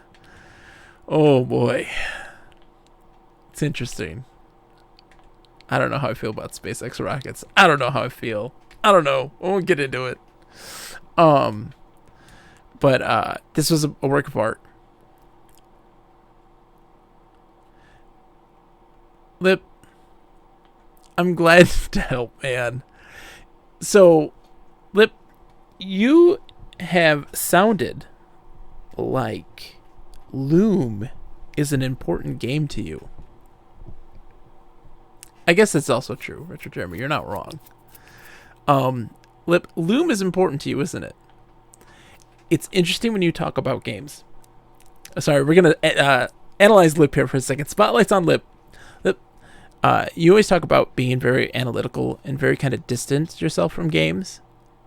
Loom is not the case for you. Loom has a special place in your heart. I can tell. It's not like the other games. No, this one's special. I know why. I completely understand. Only played 2 PC games before I was an adult. This one, Monkey Island, was number 2. And really, wait, you only played 2 PC games. Oh, you were a console person then, right? 2 PC games before I was an adult. This is a special game. There is a reason as to why there is much love from people. Capsule J, Loom was spectacular. It was transcendent. You just missed it. We just beat it. We just got the end. That's 2 games in 2 nights. We beat, technically 3 games in 3 nights. We beat Amulets and Armor 2 days ago. We beat Moss last night. We beat this tonight. Amulets and Armor was multiple streams, but we're just on a roll right now. This is number 33. Number 33 that I've beaten this year. And, man, it is good. I was so happy too, because people were talking about it on Twitter. I was a PC gamer before console. I was playing Commodore 64 and Amiga and IBM Junior PCs. Yeah, retro, I was Apple IIgs, and then Genesis. Oh, Atari 2600 was very first. Apple IIgs, Genesis, Sega CD, Sega Saturn, Nintendo 64, Sega Dreamcast, PlayStation 2, original Xbox, GameCube, in that order. Cap, if you didn't, I don't know if you played it. Did you play it? I'm curious. I actually played 2 other PC games, now that I think about it. But one was Mega Man for DOS. I played that. So you can see where that would be a weird thing to compare. Lip, my parents always bought, because we didn't get me an NES, because I would quote-unquote break it, even though I could use a computer. They would get me DOS ports to NES games. So Mega Man 1 and Mega Man 3, Double Dragon 3, the Rosetta Stone, and TMNT. Did anyone play Stellar 7? Stellar 7. I have not played Stellar 7. What is Stellar 7? Tell me. Cap says, did I play Loom? No, but I watched Key play the VGA version. I have to watch her play that. I have to watch Ren play that and I also have to watch Hungry Goria play that. Because they all played it. Key had more of my reaction, I believe. Ren and Hungry was very different. It's a primitive 3D game where you are a hover tank. You've already... It's like Battlezone. Okay. Oh, no problem, Cap. Is it on my end or no? Let me see. It is not on my end. I'm sorry, Cap. Double Dragon 3 has an amazing MT32 title song. It's the only good part of that DOS port, though. Yeah, the game is unplayably bad. And I don't have a roll-ins at the time, so... But I think there was also a wireframe version that was on computers like Commodore 64. CDI Arcade, you say primitive 3D. You have my attention. My brain has a thing for low poly. It just does. I love it. I'm addicted to it. It's definitely been a big thing recently where I've been just thinking about it all the time and like loving games with a low 3D poly count. Oh no, Cap, are you downloading Cyberpunk? I'm on to you. You're downloading Cyberpunk. But yeah, I'm sorry. I'm on a tangent. I'm just hanging out now. Hi guys. Yeah, low poly has been a big thing for me recently. I'm very much like, I like everything low poly. Give me low poly. The NES ports of Double Dragon, I was never a fan of. I preferred Genesis's, man. Genesis. I'm a Genesis child. Sega for life. I love Sega, so that's definitely there. Sega and DOS. I grew up in a strange duality, right? Where we would be PC for a long period of time, then we moved to console, and then PC. And then my brothers got into much older range, where they had disposable incomes, and then they were like everything. And I got to reap the benefits of that in my youth, because they were much older than me. Installing Call of the Sea and Dragon Quest XI. Not ready to replace my body parts with can openers and whatnot just yet. Not yet, Cap. Not yet. Call of the Sea, I hear, is going to be good. Interesting to see. Anyways, we are going to be back Monday night. Everybody, hold on. For all that, everybody watch tomorrow night. Capsule J is doing a co-stream of the Game Awards. Watch it. He puts on a good show and does great commentary on the Game Awards. And it's a fun hanging out, just chilling with friends, talking about Game Awards stuff. And he has great commentary on it. Tomorrow night. Watch it. It's good. I watched it last year with him. I think it was last year I watched this with you. Or was it E3 I watched this year? Time has no meaning and is irrelevant. And we had a grand time just hanging out and chatting with all the people in chat. It was really fun. So I highly recommend it. He's a really great guy. Deserves all the love in the world. We will be back Sunday night playing Robinson's Requiem, a DOS game, low poly 3D environments, 2D sprites. It is a crazy, whacked out science fiction survival game, first person, from like 1991. It is wild. Probably one of the most wild games I have played on stream. And you might say, Bogus, you have played some very wild games. Hunter knows it's a weird French game. That is putting it lightly. I'm excited about that. Just went and read about it today. It is wild. And its survival mechanics, rarely replicated to this day. Immersive. I'm so curious to know how it's going to work out. We're going to find out. Let's go find somebody to raid. Let's go say hi to somebody. Let's go bibble somebody's giblies tonight. I would like to leave this page. I have... So yeah, you don't use all the songs, but I'm guessing you learned some of them through different playthroughs. Who's on tonight? Who are we gonna say hello to? Oh man. Ren is playing Mario Open Golf. We gotta say hi to Ren. And also rub in his face that we loved Loom, and he didn't. He's playing Mario Golf. Okay. Let's go raid him and say hi. Thank you everybody for coming in and just hanging out and being just awesome people. I will be back again Sunday night. Go see Capital J tomorrow night. I'll be in that chat. You bet your bum. I'll be in that chat watching the Game Awards. So have a good night, everybody. I'll see you all later. Bye. Bye.